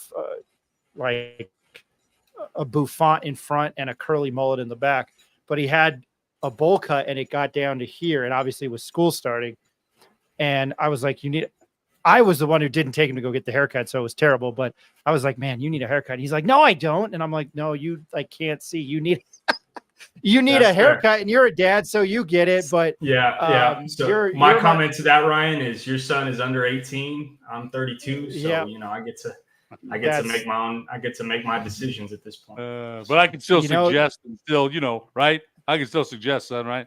Fair. Anyway. I mean, once a dad, always a dad. So my mom, when I was on the East Coast, it was like, "Are you okay?" I'm like, you texted me at 10 o'clock. It's midnight. I'm in bed. So it never ends. I will let you guys go. I'm going to take another commercial break, and we will be back with Sy Riley, Rick Thompson. And then again, we'll hit on darts only and some more Lobo football because we're only 16 days away. Nick and Ed Nunez, thank you very much. My name is Ryan Tamori. You're watching and listening to the Pit Press Live.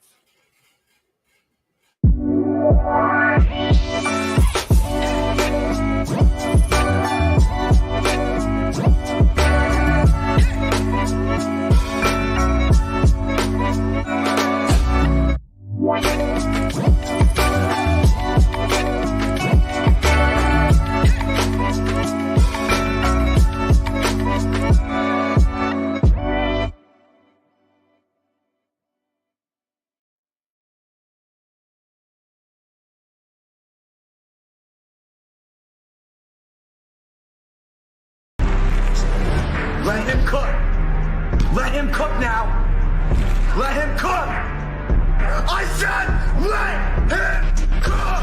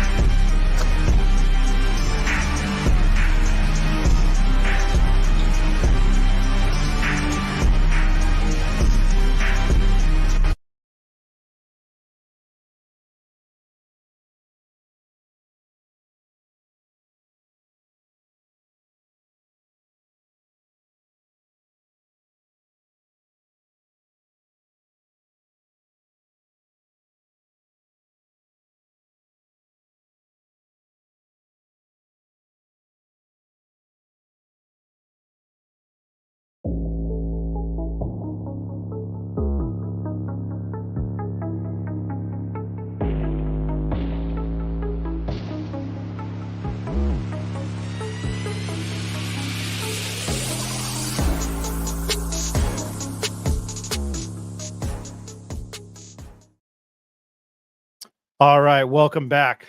Sy, I hope I didn't catch you off guard there. Welcome back to the Pit Press Live. My name is Ryan Tamori. Rick Thompson will be joining us soon. Very happy to have our next guest on, former linebacker for the University of New Mexico. You see what I did there? That's an Ohio State thing. The University of New Mexico. And I love that he pursued journalism, so I had much admiration for the young man. We haven't talked to him since, I think, spring practice, so we'll catch up with him. His name is Mr. Sy Riley. Senor, how are you doing? I'm doing great, Ryan. How you doing? Oh, you know me, I'm hanging in there, this big mouth of mine. Hey, so you were, if I understand this correctly, you were in Los Angeles working for the Rams, or did I make that up? No, I did apply. Things didn't work out.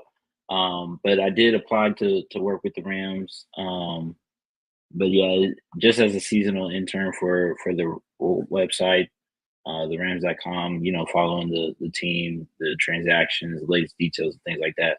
But no, that was a very real possibility. That's very awesome. So you were with the Rams during the offseason. I don't think a lot, maybe the casual fan doesn't know what goes on behind the scenes. I'm a New York Football Giants fan, but I didn't have the gumption to watch Hard Knocks in the offseason. But what is it like to be behind the scenes of an NFL team, even with what you did at your level? Is it completely different than what you thought, or was it what you thought? Los Angeles Rams, they're great people. one of my guys, Jonathan Franklin, who is the director of community outreach for the Los Angeles Rams. He's been very instrumental for my high school football team. Came out and spoke to us a couple of times, even my track team, just giving us words of encouragement. So, it was great to have, him as a in with the team, seeing the things that he does with the community, off the field, at USC, different high schools, things like that. I didn't get to work with the actual, team and the players behind the scene with them coming out. I mean, they had draft things, they had off-season work. But yeah, I did. With Jonathan, he's always been great towards me and everybody from Palisades Charter High School. So yeah. No, that's very awesome. I think I remember when I talked to you, your address was like 90210 or something. I got the zip code. Anyway, so I thought you were bougie or something. But anyway, hey, have you been in contact with switching gears to Lobo football? And by the way, we're joined by former UNM Lobo linebacker Sy Riley. Rick told me his computer was expletive, so he will be joining us momentarily to talk more Lobo football. You've been talking, you're still friends with guys on the team, and obviously the complete, overhaul with Bronco Minnan and his coaching staff. Have you talked to any of the players, and what has been kind of the general oversight of the 2 first weeks of fall camp? Hard. Besides today, they're at Top Golf. They did not practice today. So I heard Coach Mendenhall gave the team an out, and they were able to relax, kick their feet up. A lot of them hit balls. Some of them just decided to relax, and rightfully so. I mean, back when Coach G was the head coach during fall camp, there was always a day that we just went out into the community, whether we wanted to kick it at the pool, lounge it at the pool, movies. Some people did indoor skydiving, paintball, so just whatever. So it was great for them, a mental relaxer, not having to deal with the pressure of competing out there at practice, but still giving them a competitive environment with Top Golf. And Top Golf is hard for a lot of people who don't play golf, so trying not to lose and suck. But yeah, the general statements that I've heard when I'm talking with my former guys is that it's hard, man. It's rough. It's long days, long hours, but that's how fall camp is. And they got to get right for Montana State, who's coming in into house. So yeah, it's going to be a heck of a 2 weeks, I think. Yeah, they got 2 weeks left, before the first game. So yeah, they're finalizing their pieces. Yeah, we put that on the bottom there. 16 days till kickoff, and my UNM degree in history and journalism was really, I don't know why I'm telling you this, it was really spot on, because I was looking at the calendar and Eric was trying to make the graphic, and I was like, oh, it's 22 days. And I was like, wait a second. I don't know where time goes and where the month goes, but bad joke on my part.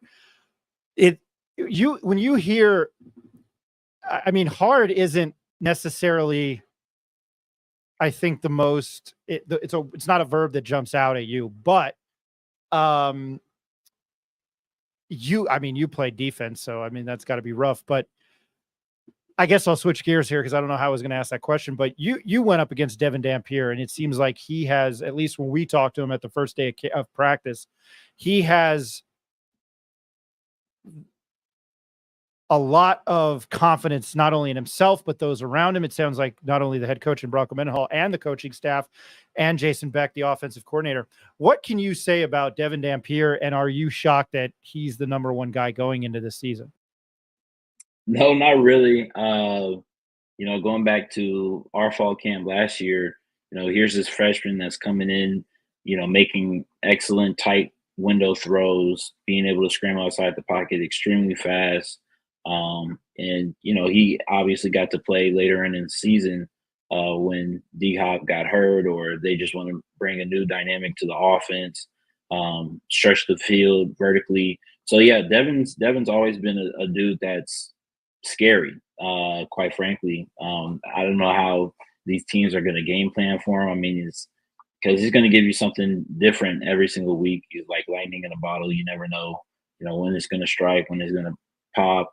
He can break you with his arm. He can break you with his legs. So, and now I think the great thing about him, under a new system, he didn't have that much time invested beforehand. So he's able to go through his first offseason with a brand new coaching staff, kind of see what it's like to be a college football player in the offseason, but also learn and experience new things and new spring ball. So it's going to be great for him. But no, when I think of Devin, I think of scariness, and I feel bad for all the guys that actually got to go out there and tackle him. I just have to get close and make it look like I could tackle him, but these guys are going to actually have to do it on Saturdays. And I think I can tell you this. I'm a defensive guy. I might have made this joke to you when we first met you. I'm all about hitting the quarterback, and now I'm in my late 30s, but 5'8", 170. I was never going to be a defensive guy, but you can correct me if I'm wrong here, and I will ask you about the defense, and I'll ask you about some specific guys. But just from somebody outside looking in, I'm not taking away from Devin. I'm not taking away from, Andrew Henry, who I love, and I'll ask you about him. It seems to me that the wide receiving group might be the most talented. I know we've got Tavian Combs and Christian Ellis in the backfield, or excuse me, in the secondary. And we talked to a new JUCO transfer named Bobby Arnold. He has confidence. He played at a pretty stellar JUCO. But guys like Luke Wysong and Caleb Medford, and then you've got a transfer in Sean Miller. I mean, I feel like if things really go right for the Lobos, it's going to be Dampier to Wysong and Medford, and you can't throw out Trace Bruckler, the tight end. But talk about that wide receiving group. Yeah, I mean, my little brother who's been playing as the Lobos in college football, he's been destroying them with Luke and C-Med and Devin. So those three have been the top of the Heisman race going for, I think, the past 5 weeks or so now. Because I tell him to only play when I'm sitting there and able to watch him. But no, those three have been leading the Heisman race on college football. But we're going to see that a lot. We're going to see him to Luke, him to C-Med, him to Nick Trujillo, who I think has been having an outstanding offseason. Another New Mexico product, guy who's going to be able to run crosses, be able to make blocks, for the running back, for Andrew, for Javen, for, Eli, whoever. So, yeah, they have a great wide receiver room. I think Buckley, when he gets his number and when he earns his number, will always be another guy that I've always felt personally that should be out there playing on Saturdays. But he's got to earn it. So yeah, they have a great wide receiver room. Looking forward to meeting Bobby when I get back out there to New Mexico eventually one of these days, and seeing what he's like being around those guys. But no, the wide receiver room, especially when you have so many returners for one position, man, the chemistry is just only going to be up, especially when you retain your quarterback, when Devin's taking all the reps in spring ball, when they know what it's like to play with each other on the field against real competition. So, yeah, it's going to be great. We talked to Andrew Henry. I love him. He had this he told us this, and I hope you can hear it. And my buddy Rick, who will hopefully join us here, he was saying he could score from anywhere on the field, and so I've clipped this soundbite. Jet sweep, quick screen, inside zone, outside zone counter. You give me the ball, I'm score. I thought he was dropping bars there, but you lose Ja'Cory Krosky-Merritt. He was phenomenal. Andrew Henry is a good back. He played at ULM, so he's played at a D1 level. Can this offense, can he be something that Devin can rely on to be a workhorse for him when, they need a couple of yards?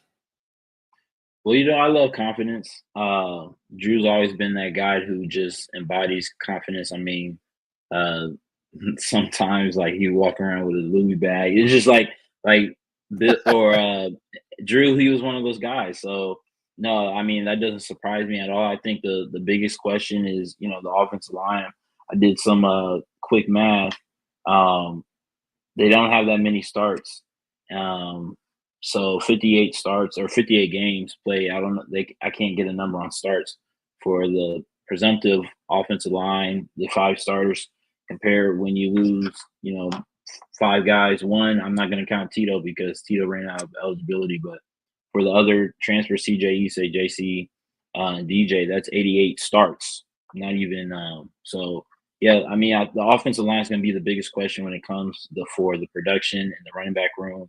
But you know, I believe in Coach Anai. See what he's been able to do with these guys. They got Baraka Beckett, one of my former high school teammates, Pally football alum, which is crazy because he graduated in 2018 and I graduated in 2020. The fact that he's still playing and I'm not is a conundrum. But yeah, it's going to be, if you look for the production, it's going to be those 5 right there, the ones that have earned their numbers so far. So we'll see what happens. But no, Drew's going to be able to if he gets a little space, he'll be able to make the miss.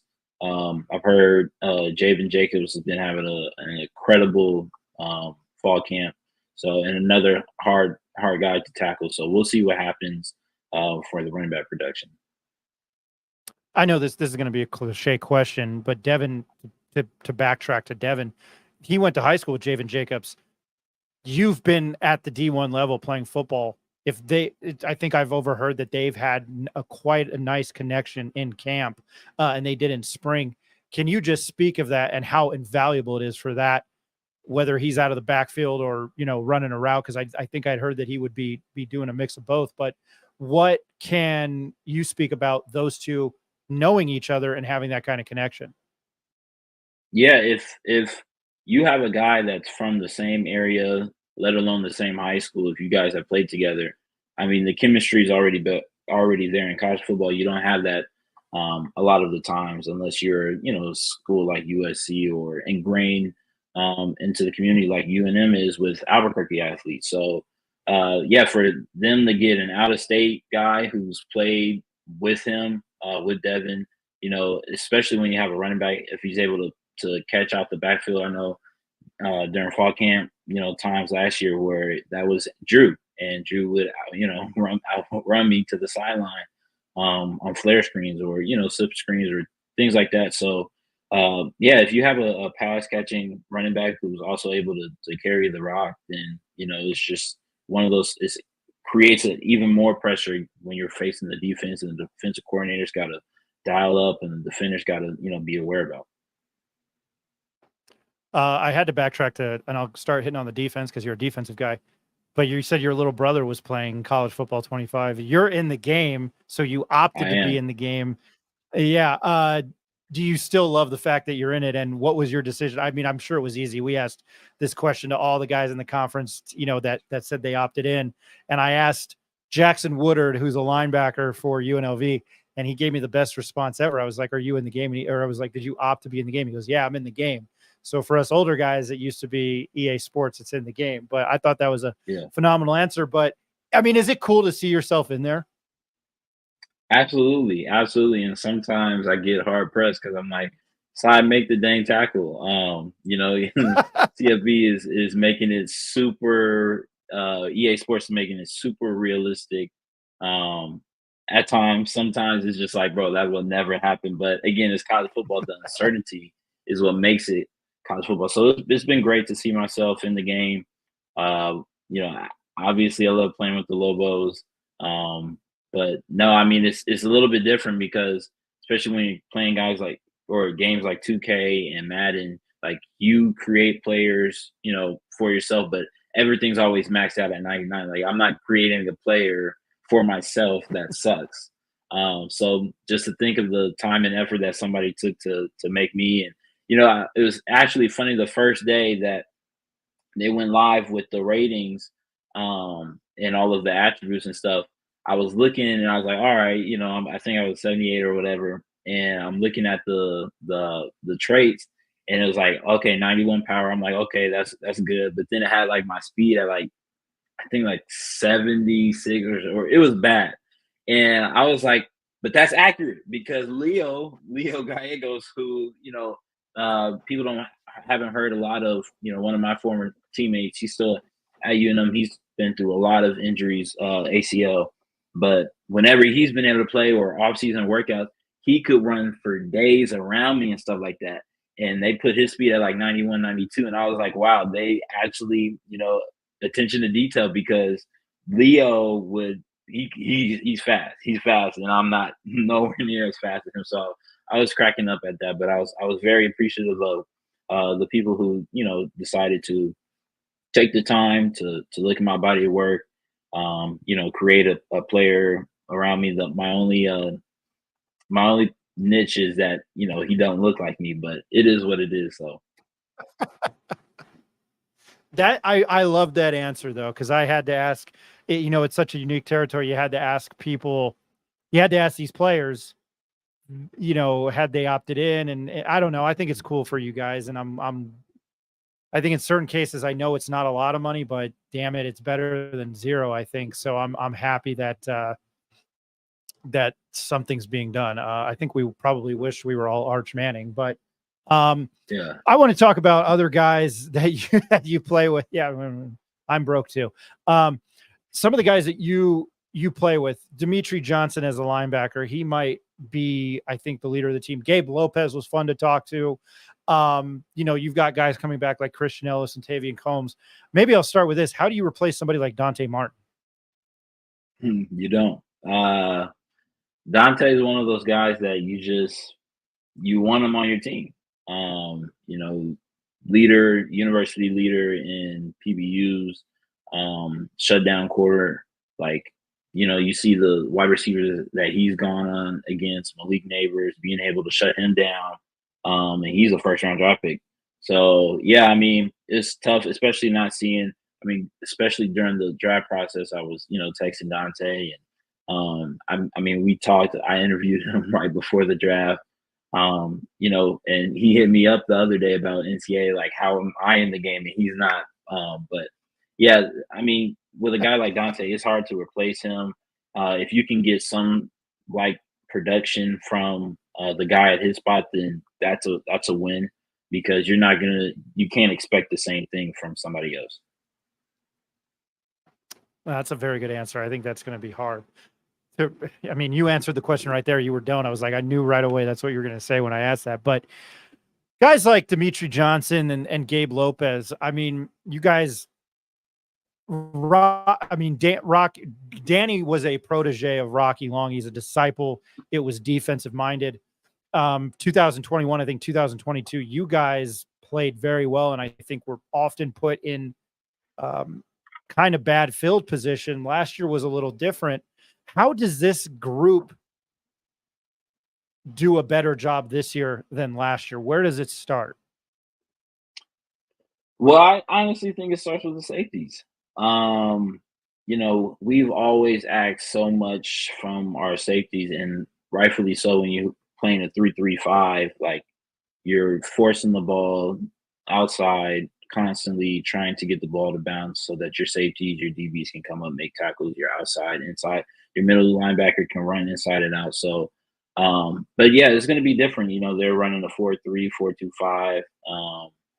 So they're not asking their safeties and their DBs to put that much, onus on tackling. But hey, like, I think this is the group to get it done. Tavian, obviously, he's got to stay healthy. He's always been dealing with the injury bug, and that's my dude. So, hopefully we can all see a great, healthy season. The production that we've seen from him freshman year, sophomore year, getting back to that level. And I know he's deserved it. He's earned it through all of the trials and tribulations that he's been through physically.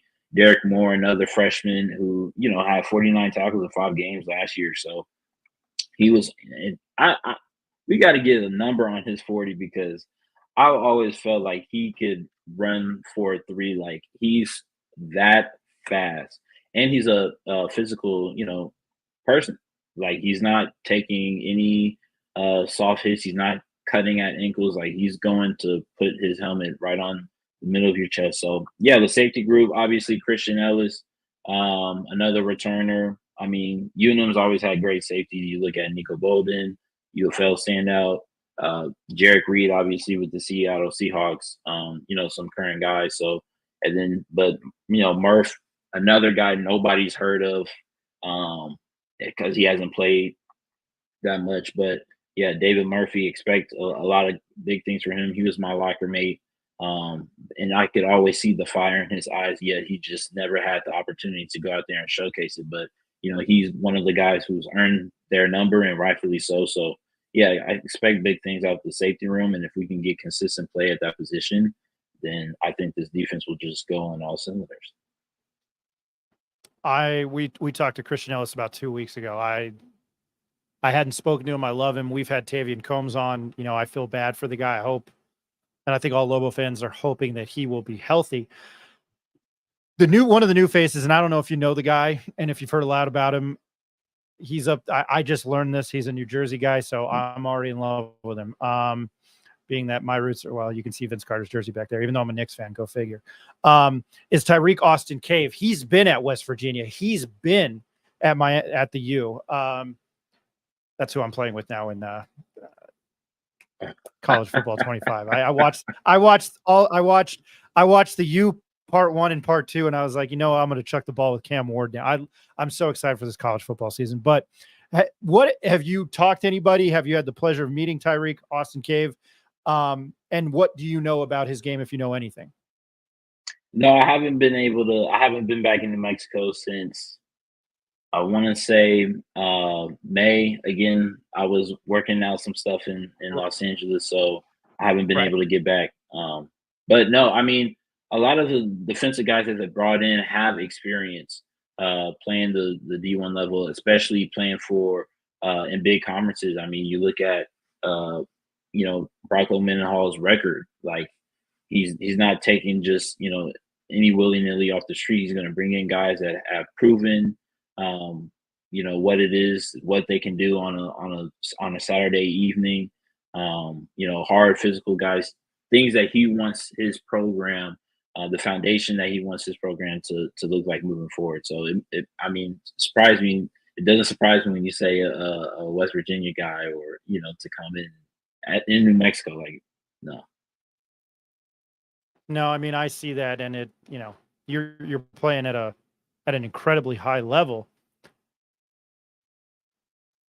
Bronco Mendenhall, I'll ask you a few questions, and I'll let you get out of here. It's Sy Riley, former UNM linebacker. I appreciate your time, man. I love the history of stuff. I'd never played. I always make that joke. I'm not an X's and O's guy. I come in here and I talk shit, and I love love the history of stuff. I can't tell you what I did 10 minutes ago, but I can tell you when Ray Lewis tripped up Tiki Barber in the second quarter of Super Bowl 35. I could do that. But what I did 5 minutes ago, I don't know. That was a sad day for us Giants fans. And you mentioned Malik Neighbors. We shall see. Have you ever, the whole mantra is earn, not given with Bronco Mendenhall and this team. Have you ever heard or been a part of a football team that not only had to earn their jersey number, but also their practice gear? Did that blow your mind? Because from an outsider looking in, I'm like 50-50 on it. And for somebody who grew up in New Mexico, and I'm going to give you my comments on it, and then I'll politely respectively let you answer the question. But, for somebody who grew up here, and I know that you played for the team, I cherish those Rocky Long years, but I was like, how stupid is this? And I thought, well, I was the one talking trash saying that they just need to when again, I told you this, I love Danny Gonzalez, and I wanted him to succeed. I wanted him to be another year here. Again, I'm from Albuquerque. He's from Albuquerque. He went to Valley. He played for the program. He played for Rocky. He knew coached under Rocky Long. But with this long-winded, incoherent ramble that I'm giving you, I was 50-50 on it. And I thought, well, that's stupid. But then I thought, well, Broncos won elsewhere. He's got a method to his madness. So I'm kind of on board with it. And then I'm like, well, some of these guys are paid, so what does it matter? But I think the culture needs to be changed here. So I'm sorry for that long-winded rant, but have you ever seen or been a part of that? And how do you feel about everything that they've had to be given is earned? Well, I haven't been a part of a team that had to earn their numbers. I mean, the only thing that I can say is going into my sophomore year of high school, when I was playing varsity, I didn't know what number I was going to get until media day, and my coach gave me two. So, I mean, that's the only similarity I can have. But I think the thing that Coach Mendenhall is doing is he's setting a precedent that everybody's to get in line, and that you're gonna have to work. You're gonna have to put in the work. It's not about what you've done. It's about what you're going to do moving forward. It's about the day that you've been given, what you're gonna do with it, the time that it takes to be a college football player, to be a successful student athlete, to be a good person in the community. Those are things that you have to work towards. It's not something that and by we, I'm speaking as Coach Mendenhall in the UNM program. That's not something that we're going to just give you because you're here, or because we like you, or because we appreciate and look forward to the things that you've done in the past and expect that from you in the future. No, the expectations are super high, and you have to meet them daily. And if you can do that, if you could be a person that we want to coach, if you want to be a person that takes care of the things that they need to, if you want to be a man, then guess what? Then now you've earned your number. Now you've earned, this opportunity to play. Not only do they represent Coach Mendenhall, but they also represent their family. So, making sure that they're turning these young kids and these young men into, full on adults is something that these families can look forward to from their guy. I mean, one of the videos that they posted, I think he had to be a GA or an assistant of some sort for the team. He talked about how he played under Coach Mendenhall and he didn't have a number the whole year until, you just didn't have a whole number. And then he went into the offseason, and then again, he didn't earn a number till the end of the season. And then he got 87. And for him, it was like, that's not the number he wanted. And it made him work that much harder because, again, you might be doing the same things. We might go through the same workout that the guy next to me is doing, but we might have two separate mindsets where it's like, I'm going to add on 15 pounds because I don't know if my body can handle it, but guess what? I'm sure it's like going to try, and I'm going to force myself to do it, where you might take the simple route and go 2.5 just because, okay, this is a safe number. I know I can, bust out the reps. Like, no, push yourself to the max, set the precedent, everybody get in line. So, I mean, at first when I heard it, I was just like, wow. Like, I wasn't taken back where I was like, oh, that's, a terrible thing. But it was one of those things where it's like, okay, it's going to be a little bit different, especially changing the program. The number at the bottom is 16 days. I think it's 16 out of the 17 past teams been to a bowl game or something like that. So he has an amazing success rate. So this is the things that he deems is necessary in order to change these kids into, men, and then be successful men moving forward in life, then I'm all for it. First fall day of practice, when we were able to talk to Bronco, he had kind of mentioned that. It was like, well, what do you hope to accomplish this year? Maybe if the wins aren't there. And he was like graduating, young men and propelling them out in the world. And I know that is kind of cliche, but I mean, it's true. I mean, I wish I would have been more disciplined in my early 20s and mid 20s. I'd probably be better off for it now, but I'm not. When you look at the schedule and it's Montana State, and if I were a betting man, which I am, the consensus line is now at Montana State favored by 9, which still boggles my mind.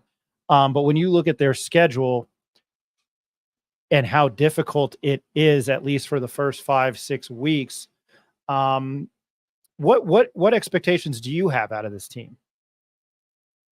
Well, let's just go through it. I mean, Montana State, I know they're, pretty good FCS school, but I still expect the Lobos to come on top. Just because, again, not only are you playing at home, but this is the first game of a new era. And so I expect the players to be even more riled up. I expect the coaches to be even more dialed in.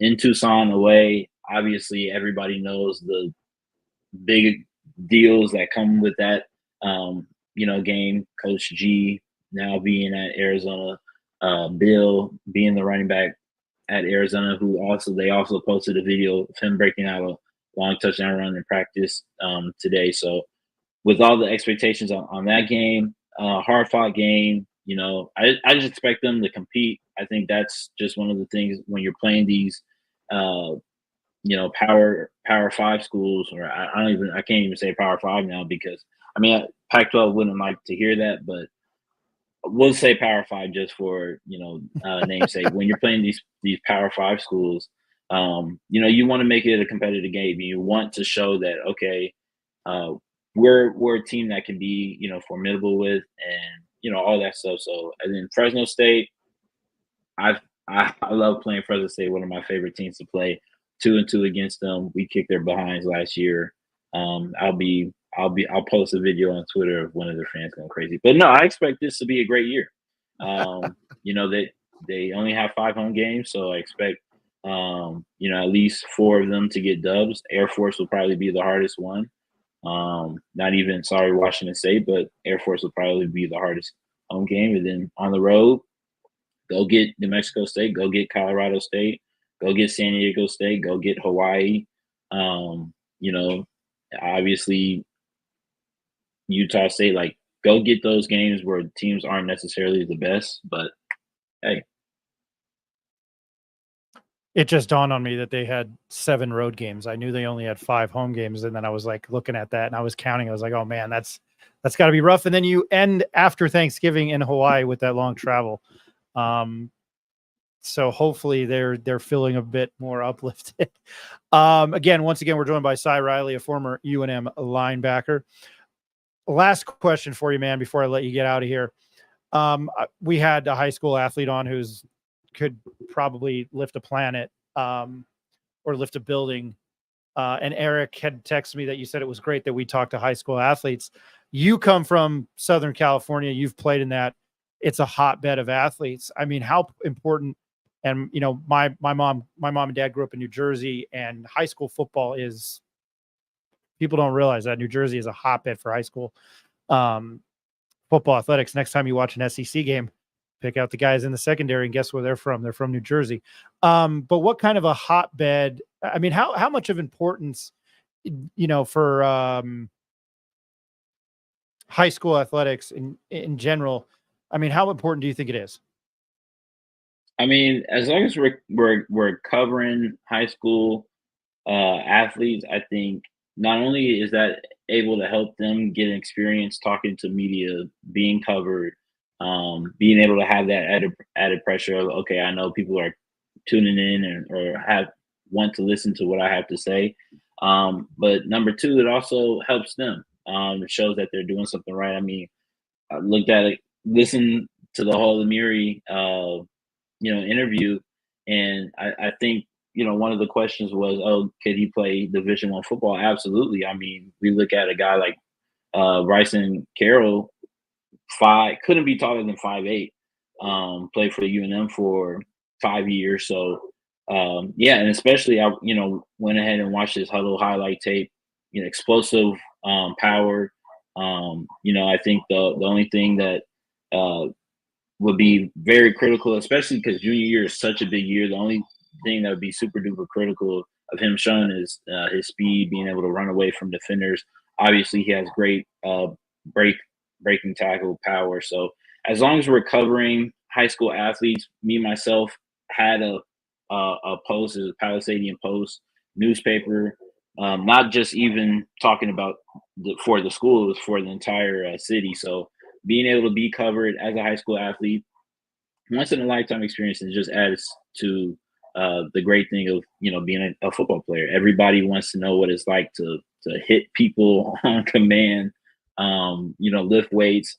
For in college, 12 opportunities. In high school, 10 guaranteed opportunities. NFL, 17 guaranteed opportunities. So, but you're still working year round. It's not like baseball where you're playing 162 games and basketball 82 game seasons. Like you don't get that. You only get these set amount of opportunities, and can you showcase what you can do? So, Sy, this is my buddy and a two-time offensive state lineman in New Mexico. He's going to join us for, if you don't mind staying on with us a little bit longer. I wonder if he's got a question for you. It's Ricky Thompson. Richard. Rick, how you doing? Hey, good. I've had the pleasure of meeting Sy before. Hey, Sy. Sy, the first thing I got to ask you, That's right. let you know, Sy, is you're in the college football video game. I've been tearing it up with you. Did you get paid for that? And did you get the game for free, like they've said? I did receive both. I don't know how that happened. I mean, one of my guys, Chase, he texted me, works as UNM's, I don't know if he's the director of creative services. I'm not sure what his new title is, but Chase, he texted me and he was like, dude, I don't know how you finesse the EA and the NCAA, but you're in the game. And I was like, bro, what? Like, so yeah, it was great to see myself. I'm proud. You know what? I appreciate Sy for making tackles and doing what needs to be done on your game, because on mine, sometimes he makes me mad and I want to bench him. But I can't because he's me and I am him. So, you know, we're a great duo. Me in the physical world and him in the metaverse. So, yeah, it's been great to be a part of the game. Yeah, you earned Player of the Week for me the other night, so I appreciate the work you're doing in the virtual world for me out there, teaching my young freshmen, you know, how to do it on the field. So I appreciate your help out there.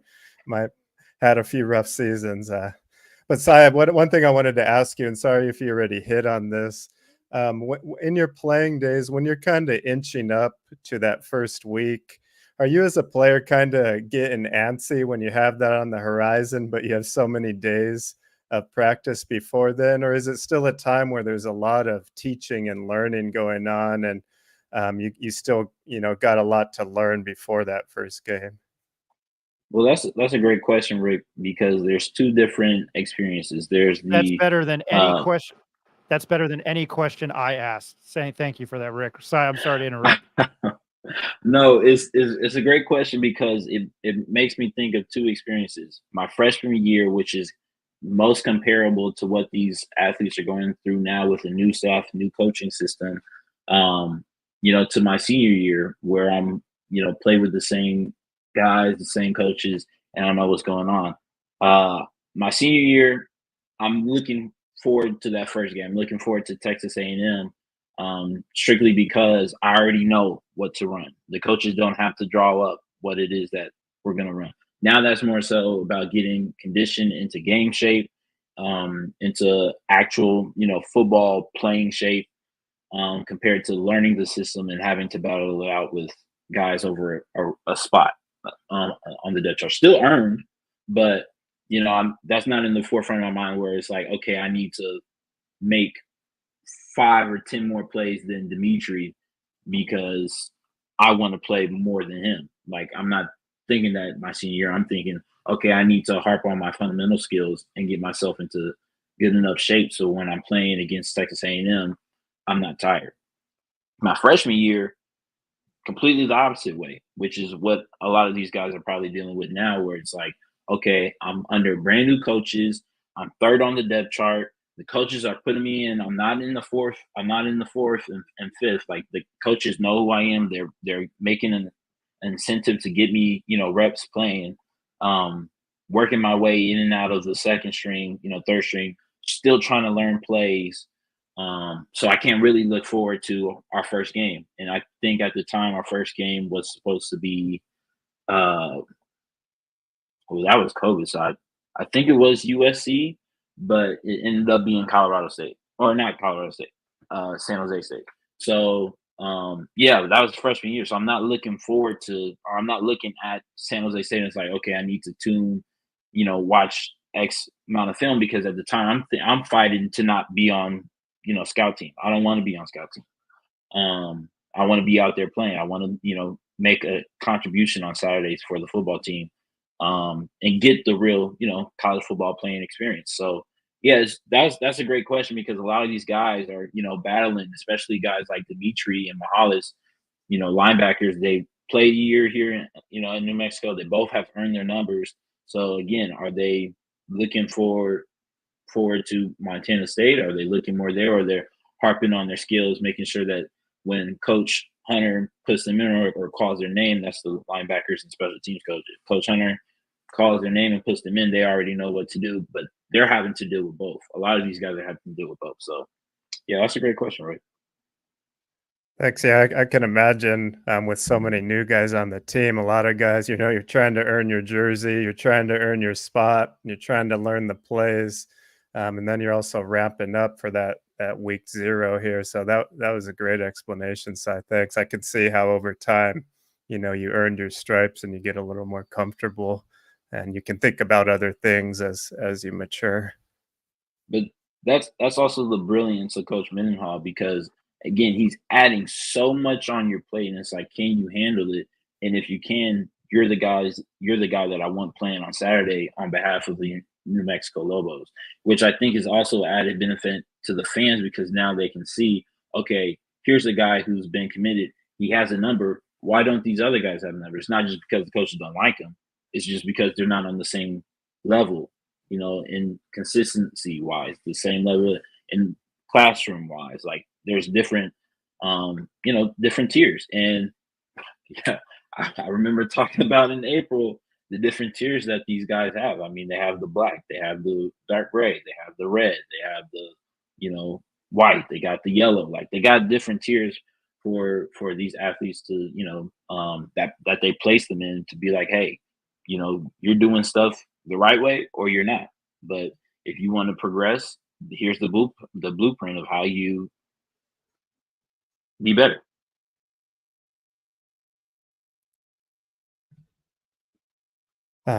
Yeah, I like that. I think it's kind of like earning your karate belts or something, but it's very clear cut of the levels you have to reach, and why if you're not getting your number or you're not getting playing time. So I guess beyond that, one thing I'm just wondering is, as the season kind of goes on and you get into week 0 and then, the ongoing weeks where you're prepping for teams, does your type of workout, like weight training schedule, change from what it is in spring and summer to during the season, like the type of lifts you're doing or the amount of weight, or is it pretty consistent with what you were doing in the off season? No, you definitely offload a little bit, just because you don't want that physical stress of practicing and weightlifting heavy, weights. Like, it's all about maintaining when you get into the season, maintaining your strength, being able to recover, being able to, break those small fibers that you have in your muscles, and repair them, from, a hard game on Saturday. When you're in the off season, it's like, no, we're trying to strength, like, stretch them out, put you on a mental grind as well as your physical body. So it's two completely different things. But when you get into season, like, yeah, the lifts get shorter because your time doesn't get longer. In the off season, you still have care hours that you have to, fulfill, but you can do things a lot different. Where you're in season, you still got to meet, players got to eat, players got to tape, they got to get treatment, they got to do all these other extra stuff. Where in the off season, it's like, bro, you just got to worry about, passing class, being eligible. And then, yeah, we can ask you to come in from 8 to 12, and you got to fulfill those hours however we seem fit. So yeah, it's two different things. But the players have, especially the players that have been here, the ones that basically aren't freshmen, they know what it's like to have to, when they get into season, not have to put 500 pounds on the squat bar. They can do 330 or 400 for 5 and 6 reps and still get that same amount of work in. And Ryan, I just have one more follow up on that. Now I'm forgetting it though. I guess to go along with that, what was I going to say? Ryan, go ahead. I'm losing. You were talking too well there, so I lost my thought. No, that's all right. Man, those were much better questions than I was going to ask. So, Rick, thanks for joining. And I know he was late there, so if it was repetitive. What I was going to do is I've been on with Sy for about an hour now, so I was going to let him go. So Rickley, if you while I outro Sy out, if you think of it, just jump in and ask him. I don't think he'll mind. But Sy, we really appreciate your time, man. I think we reached out to you over the spring game, and really, really appreciate your insight, got it, man. Yeah, here he is. There he goes. Yes, Sy, you were just talking about, like, I don't think a normal person that's never played like that level of football, and I'm not saying I know by any means, but can you talk a little bit about like what it feels like the day after a game and like how long it takes you to recover from that during the week? Like, does it feel like you've been in a car accident sometimes, like the next day? Like what kind of feeling is it after a game? Well, my senior year, I had a lot of troubles. So I mean, yeah, it also depends on like how many snaps you played and what it's like. But for the most part, my biggest issues my senior year was my ankle and my hands, and I'm still dealing with hand problems. But I mean, that's the nature of being a football player. So yeah, play the game on Saturday. Especially if we're blitzing a lot and I'm being used on the line of scrimmage, which I was, which is why I added a few more pounds. When I come in on wake up on Sunday, especially road games, I won't even get started with road games because you just feel horrible. If it's a home game, go out, especially if I didn't have family. Come in on wake up on Sunday mornings. First thing I do a full body scan. I'm like, okay, what hurts? Most of the times it's those two or three things. Go into treatment, check in, go into treatment around 1 o'clock. They'll ask me, "Sorry, what's hurting you?" And I'll be like, "All right, right now it's my hands. It's always going to be my ankle. I have like 4 layers of tape around my ankle, so and turned out that was my Achilles injury that I had surgery for in February. But get taped, go through a little motion workout, ice tub. I love the ice tub, sitting there forever if I could. Ice, get stem, needling, whatever they deem fit. I didn't necessarily like cupping too much, but again, like I had to get some movement on it. Workout. Everybody else who didn't play, they come in around 3 o'clock, go through Sunday, lift, meet, whatever. Mondays are off day, so you come in the morning. Same thing, treatment. This time it depends on, again, how are you feeling. If I'm feeling awful, well then okay, so let's do the same things that we just did, the day before. Put needles in you, get you on the ice, get you doing some contrast bath. You're still working out, not as much, strength wise or things like that, but just to get some movement in it. And then, you go off, go to class, come back Monday afternoon, same thing, get some treatment on it, meet with the doctors, and they take x-rays on me or whatever needed to be done. Then go back, sleep, wake up Tuesday practice, show up. Coaches don't care. You gotta go through it. And then, you practice depending on how severe the injury was. It might lighten your workload a little bit, try and get these younger guys in there, sprinkle the reps during practice. But, our linebacker room kind of got a little thinned out there. Everybody was getting banged up, so we didn't really get that luxury towards the end of the season. But go in there, practice Tuesday, class, come back Tuesday, same thing, get the treatment. And that one was just making you feel good. They call it feel good treatment.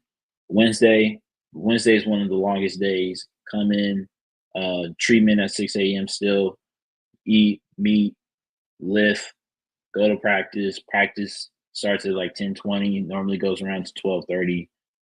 Practice, come back. I never had class on Wednesday, so I got to get treatment right afterwards, which also helped. Guys like Tavian would come back at like 6, get treatment. They're trying to send people home at 6, get treatment, Thursday, easy chill day. Come to practice, or not come home, but come to the facility, get treatment again. Go to practice. Practice was a walkthrough, so just helmets, still fast, still getting the sweat in, but it's not as strenuous on the body. Meet, get treatment again. Friday, travel, treatment, then travel, treatment at the hotel. We called that the what I forget the name that we named the group, but it was a select few of us that always got treatment on all of our games, whether that be home games, road games. There's a group, so we find the treatment room and we all sit in there.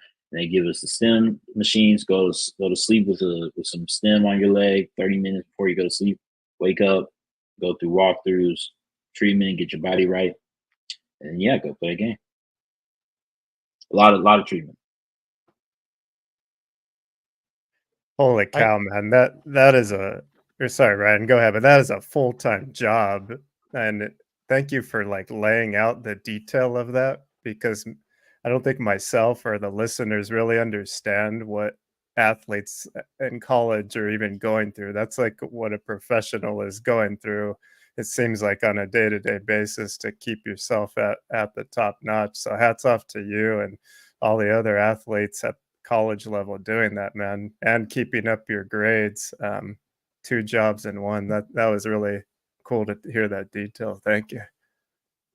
Yeah, probably around 14 to 15 hours of treatment. For us older guys, younger guys, their bodies heal quicker.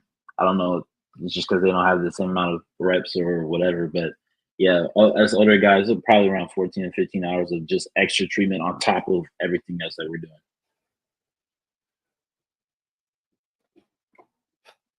I can barely get out of the bed in the morning. And I look at a screen all damn day. I've been looking at a screen since like 6:45 this morning. So go figure. His name is Sy Riley. He is a former linebacker for the University of New Mexico. Sy, you're always welcome on the show. I appreciate your insight, and I've got a man crush on you because you pursued journalism. So I'm all about it, man. I really, really appreciate your time and your insight.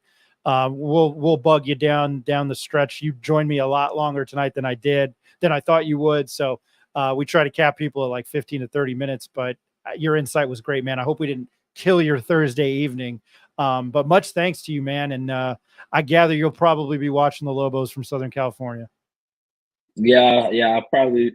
Well, we'll see. Two of the comments, Ronnie says, Sy needs a ring light. Well, I'm at my girlfriend's house, so I'm using a little flashlight, for that. But and then Jimmy said, "Will Sy be working with the Lobos?" Yeah, we'll see what happens. But no, I appreciate you guys, and again, like I said, hopefully I can get back to New Mexico sooner rather than later. I will let you get back to your girlfriend. All right, man. That was Sy Riley. Have a good evening, man. Appreciate Sy Riley joining us there. Rick, I can't imagine doing that. I bitch and moan when I stub my toe in my neighbor's pool. Like I do that. You came in with some good questions, and thank you for that. I really appreciate that. He broke down a lot of Lobo football, which I was able to ask him, but I don't know, man. I can barely. I can't even begin to comprehend that. And when I heard him talking, and I know those things, it's like maybe I should take a step back from my criticism. Then I realized some of these players get paid, but man, that I don't know how you do it at all. And you played in high school. Yeah, nothing comparable. I had a few injuries and was in there getting my ankles taped and did get some ultrasound therapy on some bursted bursa sacs in my knee, among various ankle injuries. But what Sy is talking about is on a whole different level. I mean, he's getting these, what kind of treatment was he talking about? Some type of cell replacement treatment. I forgot the term. Yeah, proper. But anyway, all the treatment that he's getting on top of regular practice, on top of weight training, on top of studying for school, and just being, trying to have some type of a social life, I'm guessing. quite a tall task for any college football player, it sounds like, especially if you have a nagging injury, right? You're going to have to be putting in the time before and after the game if you really want to be a part of it. So it's a huge dedication for these kids. And, we get to enjoy the benefits by enjoying it as entertainment, but sometimes we forget what they're doing behind the scenes, because we're just playing the video games and stuff. They seem like cartoon characters, but there's a lot more that goes into it, I think, that we need to remember. No, it's true. Ronnie Chavez, you guys should do an ice bath challenge to see who lasts the longest. LOL. I like it. I'm all for it. Yeah. I don't know. As I've gotten older, and especially with the heat, it's not ice, but I like colder water. I used to take piping hot showers all the time. That's probably too much information. We talked about Lobo football. Before I get Rick's, there's just certain things when I see them on the web and I don't even want to text it to you or tweet it at you or send you an Instagram. Like, for instance, I'll use our favorite Coach Jason Brown from Last Chance U saying if he was elected president, he would get rid of DoorDash and Uber Eats. And I'm like, that defeats the purpose of capitalism. So good luck. But things like that, and then crazy shit. Maybe I'll do it now, but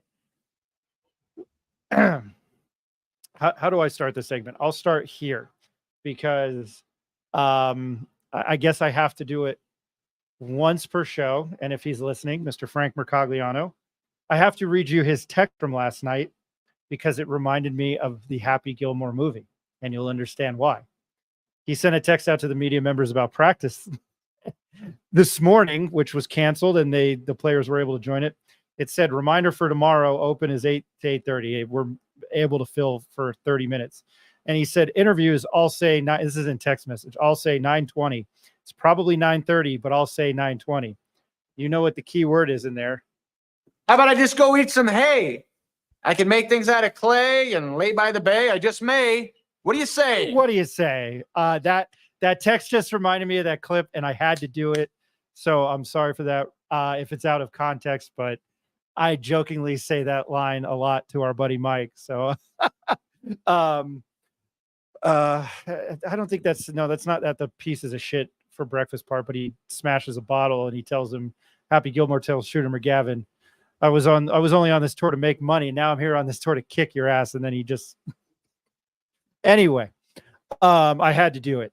It was too easy. What I'm going to show now, and it's been circulating on the web for a solid over 24 hours now, is the horrific,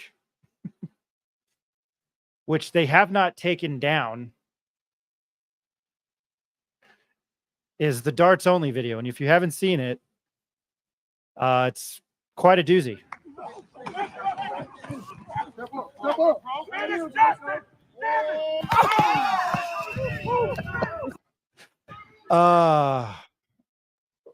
Rick, it's Travis Hunter dancing afterwards. Rick, clearly the Colorado Buffaloes social media team is not winning an Academy Award for best editing. My thing is, with as much, it's cliche, with as many eyes that are on that, it is really bad and it's quite comical. And then the caption or the tweet is darts only, and I'll bring that back up. As you can see, darts only, and a lot of people were having fun with the darts only in the college football world. Arkansas got them, and everybody else. The Arkansas one was good. Rick, what are your thoughts of the Colorado Buffaloes tweet from yesterday? Because I thought it was hilarious. Well, obviously it's not a real pass being thrown, but it just makes you think about all these businesses and teams and organizations that have social media departments, and you can even get a social media degree now in college, which I think is a total joke. But it just shows you the lack of, I guess, responsibility that some of these organizations have, putting out these clips without really editing them correctly or thinking what people are going to do. And NFL teams have done the same in the past, where they look their own players look bad by the social media they're putting out. So it's a very tricky game, but it's very important to have a strong social media presence, I think, in this day and age with how young people consume media. But I love how other people were mocking the video around the country, and it made me want to do a darts only video with my daughter where I throw it up in the air and then have her catch it on the other side of the world or something. So I'm all for it. I love mockery on social media, but I'm just disappointed that Colorado, who has all these superstars on the field during their games, can't get a better social media department. But what else can you say? Some of the comments are great. What I just go May. I damn it. Some of the comments are good. At Kevin _noon almost had a seizure with that harsh edit. Somebody tweeted out edits only.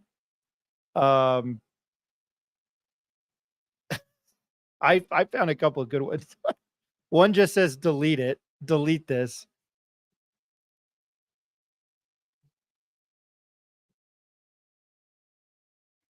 What?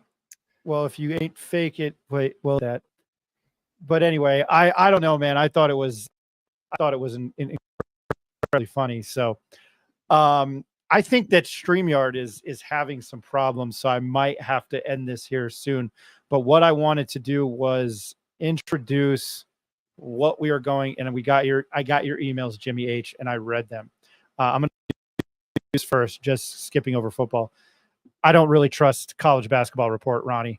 Has Donovan Dent as the 8th best junior in college basketball and no longer a Lobo, but they have JT #1 sophomore in CB. And I don't understand that at all. I think he's just saying the facts from that article.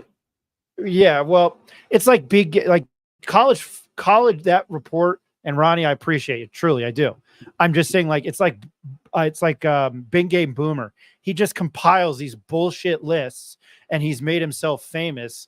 I think he even had one where he was like best places to eat around campus, and I'm sure I'm going to get some of the comments, but it wasn't Frontier. So, yeah, I had, and as much as I love Saggio's, and then I knew the owners of the New York Deli. One of the guys was a big Mets fan, but it was just like, has this guy ever been to the cities? He just compiles these horseshit lists and puts them out there, and it made I don't know it. And he's like, he does it as a job full time, and probably makes a lot of money, and he travels around the country and blah blah blah. But I can't stand him. And we do need to talk. Speaking of basketball, we do need to talk about winners of Grady. We will get to that. Maybe just a tidbit here. Rick, you watched a little bit of film on this kid. I don't know too much about him because everything I read, the information he gave me went in one end or out the other. I know that you said he looks pretty good, but he likes to shoot the three. Yeah, so he's listed from 6'5" to 6'7". Most sites said 6'7", but when I watched it, I don't know if he's really that tall. So he's a 3 to 4 star recruit. Grew up in Oregon, and for his last 2 seasons here, he transferred to Prolific Prep in Napa, California, which is about an hour north of where I am. So hopefully, I'm thinking of going to check him out later this November when they have a tournament. But the Oregon Ducks are, of course, listed among one of his favorites since he's from the state. Among the other teams, besides UNM, are Colorado, USC, Creighton, Iowa, Arizona State, Michigan, Oklahoma. So there's a lot of big schools taking a look at him, and for good reason, because over the summer camps, including Donovan Mitchell's Adidas camp, he played really well, I guess, and was one of the leading scorers in the entire camp.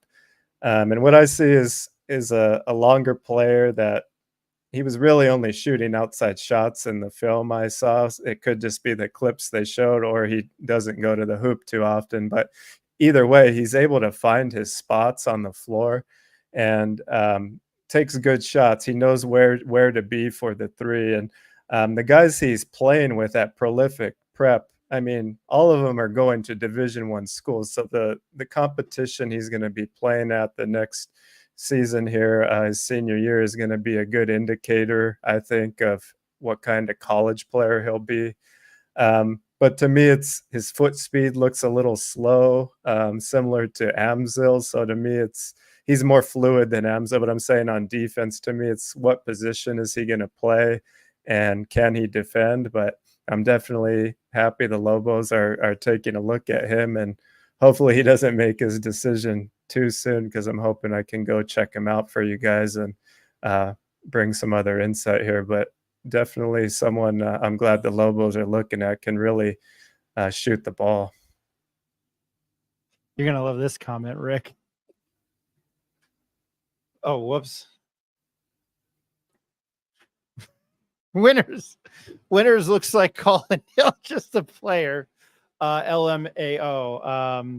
I know he's a white dude. I think I kind of thought the same.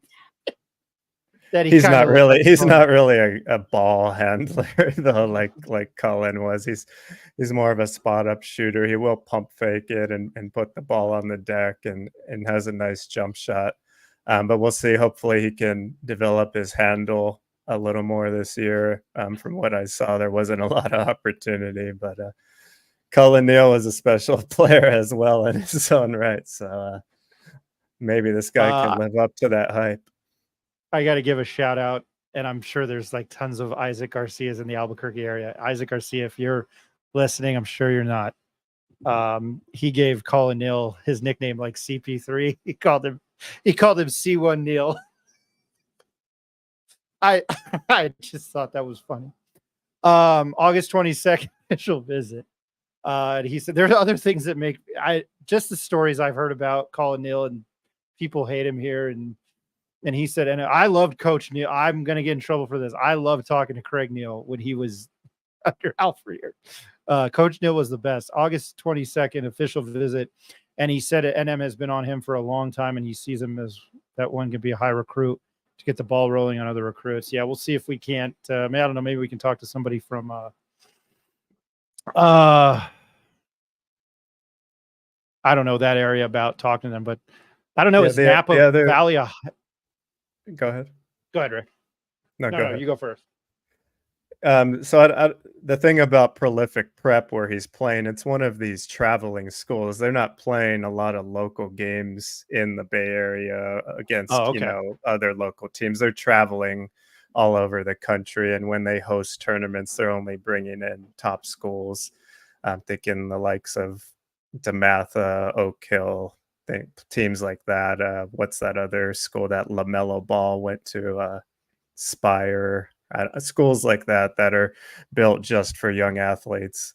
The other prospect for the Lobos, though, that I'm aware of right now is a 3-star center, Jaden Leverett, 6'9", 205 pounds. That's pretty skinny, from El Paso, Texas. He's supposed to be visiting New Mexico as well at the end of August, from what I've read. The 23rd, maybe through the 25th. Last year, he averaged 14 points and 8 rebounds, and I think really came on in some of the summer camps. As far as his recruitment so far, he's mentioned he's been recruited by Texas, OK State, UTEP, New Mexico State, actually, Sam Houston State, among others. So hopefully he likes what he sees at UNM as well. Seems like a longer, skinnier post, good shot blocker and rebounder from what I've seen so far. But definitely needs to put on some weight if he's going to contribute at the next level. Yeah. McDonald's. No, thank you for that insight, Rick. I appreciate that. Yeah, what was it? What was it at 205? How tall was he? So Jaden Leverett, a 3-star center. He is 6'9", listed at 205, out of Chapin High School in El Paso, Texas. Holy moly! Yeah, that's Chet Holmgren S, I guess, kind of. I think Chet Holmgren might have been skinnier. I don't know. That's the first thing that pops in my mind. I could be totally wrong. I don't know. I'm excited. We'll talk more about these recruits. We wanted to hit on it because we have been pounding the hell out of Lobo football, which I know gets everybody amped. I don't know. I just can't wait for college football. We're 16 days away from week 0. So with that said, we are going to announce our morning show. We went with the Morning Howl. It's going to be brought to you by Dulce River Bakery and Coffee. Every Saturday at 9 a.m. We're going to do a dry run. It will be live this Saturday. Jacob Neff will be joining us. Ed, Eric, Rick will be joining us. I think we'll give a lot of what we expect to see. I think Eric's efforting Sy Riley again. I think Sy's fantastic. We can use all of Sy Riley as much as we can. So this will be a UNM pregame show. We're also going to break down games for the Mountain West. And then Jacob, Neff, and I, and all of us will pick 4 or 5 games in college football that week that we like for the day. Because if I was a gambling man, which I am, can't wait. By the way, if you didn't know, and I think I don't know if I fixed it here because it changed. If I base my betting odds mostly off Caesars or I look at Caesars because I use a website called Sportsline, and then Action Network. Action Network has UNM as 9-point dogs now, a consensus. So a lot of money is coming in on Montana State, which boggles my mind. It is +9. And I texted Jacob, and I don't think he'll care what I say. He thinks they're going to get killed. Because if the line is moving that high, that's the state of that right now. But again, we're introducing the Morning Howl. Again, a UNM football pregame show. Our pregame show every Saturday at 9 during the college football season. We will be doing it this Saturday as a dry run. It will be live. We'll be talking a lot about just the upcoming season as well. There are a couple Friday games. No, we won't be able to do the morning. No. This is the name that we went with, and we're going to be doing a college game day. I think are there a couple games on a Friday? I'd have to look. But we'll make adjustments for that. But a majority of the games that are on, they play Auburn on a Saturday, they play U of A on a Saturday, they play New Mexico State on Saturday. We could do it Friday afternoon. Possibly. Yeah, we'll make adjustments for that. We won't just have the pregame show Saturday morning and they've already lost. So I think that just Rick's face. A lot more of that going around here, over the last decade than, I think the last 15 years that we've liked. So yeah, we're happy about it. I'm excited to do that. We're excited to introduce that. Also, ticket giveaway. Turquoise Desert Tap Room. We will be going live from there August 22nd. It's on 528. It's a hop, skip, and jump away from Santa Ana Star Casino and Hotel. As I always say, go make a bet there. Leave that place and go have some food and have a drink at Turquoise Desert Tap Room and watch your bet win, or in my case, watch it lose. We will be live there previewing the season. We're going to try to lock up some guests. Hopefully they can join us live, but we will also have a season ticket giveaway, two tickets. We're debating other things. We'll let you guys know, but we'll have 2 season tickets to give away that night. Tune in. We'll figure out how you can win. But looking forward to that. And that's only, a week and a half away now. So 2 Thursday nights from now, we will be live at Turquoise Desert Tap Room promoting the football season. I'm trying to think if there's anything else on the agenda. As I always tell you, visit our Twitter page. X at the Pit Press NM. Instagram, the Pit Press NM. It's all the Pit Press NM. I sound like I'm losing my mind right now. Check out our website at thepitpressnm.com. Again, I'm going to start writing, and our mailbag, which Jimmy H, I got your email, and we thought it was written by AI. The pitpress at gmail.com. Hit us up there. We appreciate it. We appreciate all the insight. Let's see. Ronnie Chavez. We all know Ryan took the Bobcats to cover the 9 points. I have not made my decision yet. And I'm going to be honest with you. That's a lot of points for an FBS team over an FCS team. It truly is. It's mind-boggling. It is a lot. It is a lot of points for a home team. I think what is happening is, and Jacob could probably break it down. I think some of the sharps, because there's only 4 games that day, some of the sharps are going with Montana State because nobody knows what to expect out of UNM. I mean, it's a completely different line. I've missed a lot of great opportunities. That's why I host this show. That's why I'm going to use the old office space. That's why I work at Initech. Yeah, I don't know. Rick, just lastly, and we're going to play a Caleb Medford interview, wide receiver for UNM, before we get out of here. I'll play that to wrap up the show. Rick, I know you dabble in sports gambling, but when we were just gotten to Vegas, and I was told that the spread was 4.5.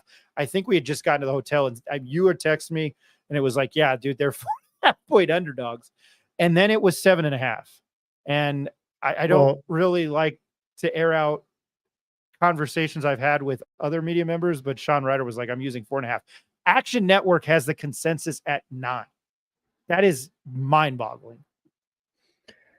And I think what you and Jacob are saying could be true, that it could be sharp money, or it could be the reverse at this point, where the sharps are waiting and the betting public, right, are all betting on Montana State because they think they're the favorite, and the sharps could come in later, and I would think they'd pick New Mexico. But what you got to look at is where the money actually is, not where the percentage of the bets are. And I don't know what really moves the line. And you could tell me what really moves the line. Is it the amount of money being put on Montana, or is it just the amount of bets? It would be, it's the amount of money, and I believe it's the amount of money and the amount of bets. But I think that I'd have to ask Jacob, but I think it's the amount of money that swings that. So people have put, because if people were putting more money on UNM, the line would dip. So it would be it would have dipped to like +5, +5.5. But I guess that means people are putting more. Maybe there was a huge bet put on Montana State. I don't know that, but that's what would sway that line to be boosted up. I think. So I guess you just got to see, prior to game time, where all the money really is, and then that'll tell you where the heavy hitters are actually betting, not just where the percentage of bets are. So yeah, it'll be interesting to see. It's interesting that it's growing so much this far out. I don't know what they've seen, in summer camp or via these interviews that have made the betting public putting money down this early. Maybe people are just excited because, like you said, there's only 4 games to bet on that first week, and people are super anxious. But I can't wait to get Jacob on here again. Go ahead. Go ahead. I was going to say, I can't wait to lose my money. Yeah, I can't wait to just start flushing my money down the toilet again with football season coming. But Jacob will give us a much better breakdown and why these lines are moving the way it is. I'm excited to learn from him this year.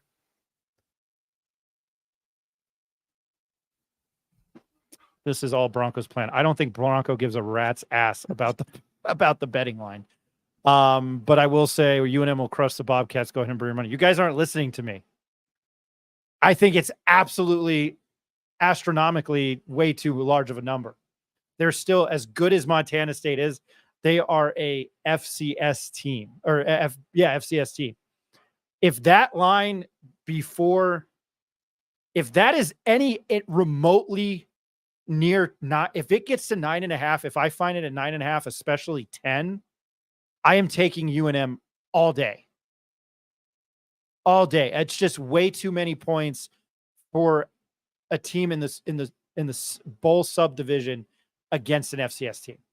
I know it's happened and they could still lose, but deep down inside, for as much shit as I talk about this program because of my experience with it, and it was something I loved, I just can't see them being like, I can't. I mean, if they're going to lose, maybe by 3, maybe by a touchdown, but I can't see them being blown out by like 10 by double digits. The more I think about it, I don't know how good they're going to be. And we keep saying that I don't know, because I think realistically it's anywhere between 0-12 and 7-5.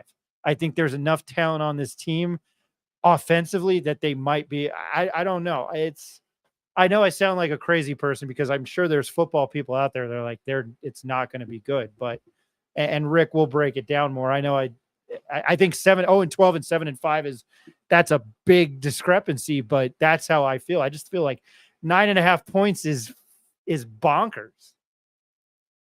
Yeah, I don't understand it. I'm gonna have to put a wager on the Lobos as well, just because I'm so fired up at this point. I can't, even if it was at, I think, I don't know, 6.5 or 7, or 7, I would probably do it, just because I'm fired up hearing Bronco and the players' interviews that we brought the last few weeks. I mean, they're talking the fire right now, and hopefully it comes out on the field. But I can't believe that line and that it's growing.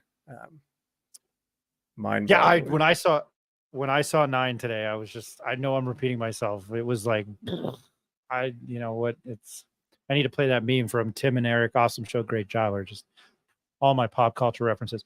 Next week we will do 3 episodes. We canceled last night. We had some interviews fall through, so we just decided to cancel. Next week, Cole McCamey on Tuesday. We have Dontrell Moore locked in week of game day. We are effering former. Don't bet your house on it, Rick. We are. What I say? Cole McCamey next Tuesday. I have a gentleman by the name of Colby Dent who I met in Vegas. I am going to effort Petros Papadakis, see if that happens. I met him both years in Vegas. He is a Fox Sports analyst, and you can catch him on 570 AM in Los Angeles with Petros and Matt Money Smith, who's on NFL Network. I did listen to those guys for a brief period. That is a funny sports talk show. And then again, Dontrell Moore the following week. And we had a lineman. Ed's got a lineman lined up, and I forgot. Oh, look at that. Look what I did there. He's got a former UNM lineman booked for next week too, and I forgot his name. So we're trying to use our spider web of these guys. I'm sure we'll get Glover Quinn back on. I love talking to Ian Clark. I don't want to bug him as much. He's fantastic to talk to. So very excited for that. Rick, do you have any final thoughts? I didn't even get to question of the night. Maybe I'll just do it very, very quickly before we get to Caleb Medford. And I erase Fantasy World question of the night because they're not our sponsor. But question of the night, how do you feel about UNM football players earning their jersey numbers in practice gear? I should have posted. Sy weighed on it. He thought it was great.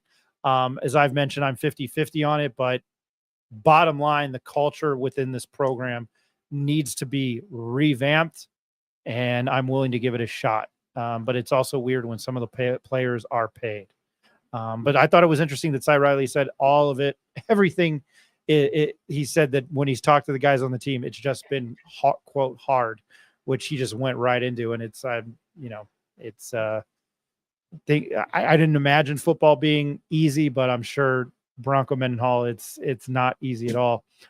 Rick, you've kind of elaborated on that. I was throwing it out to our listeners, but how did you feel about them having to earn their jersey numbers in practice gear? Yeah, as I said, I think I'm all for it here in year one, making these guys earn it. The thing I'm wondering about is he going to keep doing this every year? Like, is he going to make Devin Dampier earn his jersey next year and the next year? And some of these more tenured guys, like Sy was talking about, when you get a little older and you know that you're a starter on the team, you should be given some type of respect. And I don't know if next year they need to be doing this whole jersey ceremony. I think it's good since it's a fresh start here and kind of building that, but maybe next year only for the new players or the freshmen. I think the more established players should get to keep their number after they've completed this season. But I like it for right now. I'm on board with it. I just hope everybody gets a number. They're going to look funny out there on standing on the sideline with no number. Well, I think Sy had mentioned that one of the players didn't have a number and he got 87 and he didn't want 87. And then he came back. We got one response because I know I didn't ask it sooner. Jimmy H, love it 100%. Yeah. Up there with there. All right. I'll play the Caleb Medford. I got one last thing from me. Olympic basketball today, USA and Serbia. If I know it was in the middle of the day, if no one got to watch it, try to find it tonight or on the Olympic recordings, or it was on USA if they play it later. One of the best basketball games you will ever watch. Serbia played their best game they could have. It just came down to not having the same talent, and USA's three old dogs, Kevin Durant, Mr. Curry, and LBJ, really saved the day. I haven't felt like so tense about a game in a long time from a fan perspective. And the way that Serbia moved the ball is just a thing of beauty to watch. Jokic make every right play out of the double team and finding these guys in the corners. I really felt bad for Serbia. I was kind of rooting for them because I hate LeBron so bad, but I'm happy the U.S. pulled it out. And if you guys can find that, I'm going to try to find it back because I was watching it at my phone at work, not doing my job. So that's all I got, Ryan. I love basketball, and that was one of the best games I've ever watched. Ronnie Chavez says Serbia says it was fixed by the refs. Spoken like everybody in this country today. No accountability. Just blame everybody else. Just back to the question, I think it's really good for changing the culture. I think once the culture changes with this, you'll see the older guys be able to keep up with their numbers. This is pretty good. Jimmy H, occasionally you've always got a zinger in there. The players on the sideline will have question marks on your work. Hey, that's pretty good. I like that. In regards to the question of the night, what did you think of UNM football players earning their Bronco Mendenhall, making them earn their jersey numbers and practice gear? Rick, thank you for joining me. I appreciate it. I know it's getting late, but you know what? Maybe I'll just save the Caleb Medford interview for Saturday. We'll play it. We'll talk about that. I will end the show on this note. Again, 3 episodes next week. The following week, Turquoise Desert Tap Room, our morning show on Saturdays. The morning howl. It's a UNM game day football preview experience. I mean, it's not going to be an experience. Yeah, it is. Yeah, it is. Yeah. No, you know what? It's a whole new world.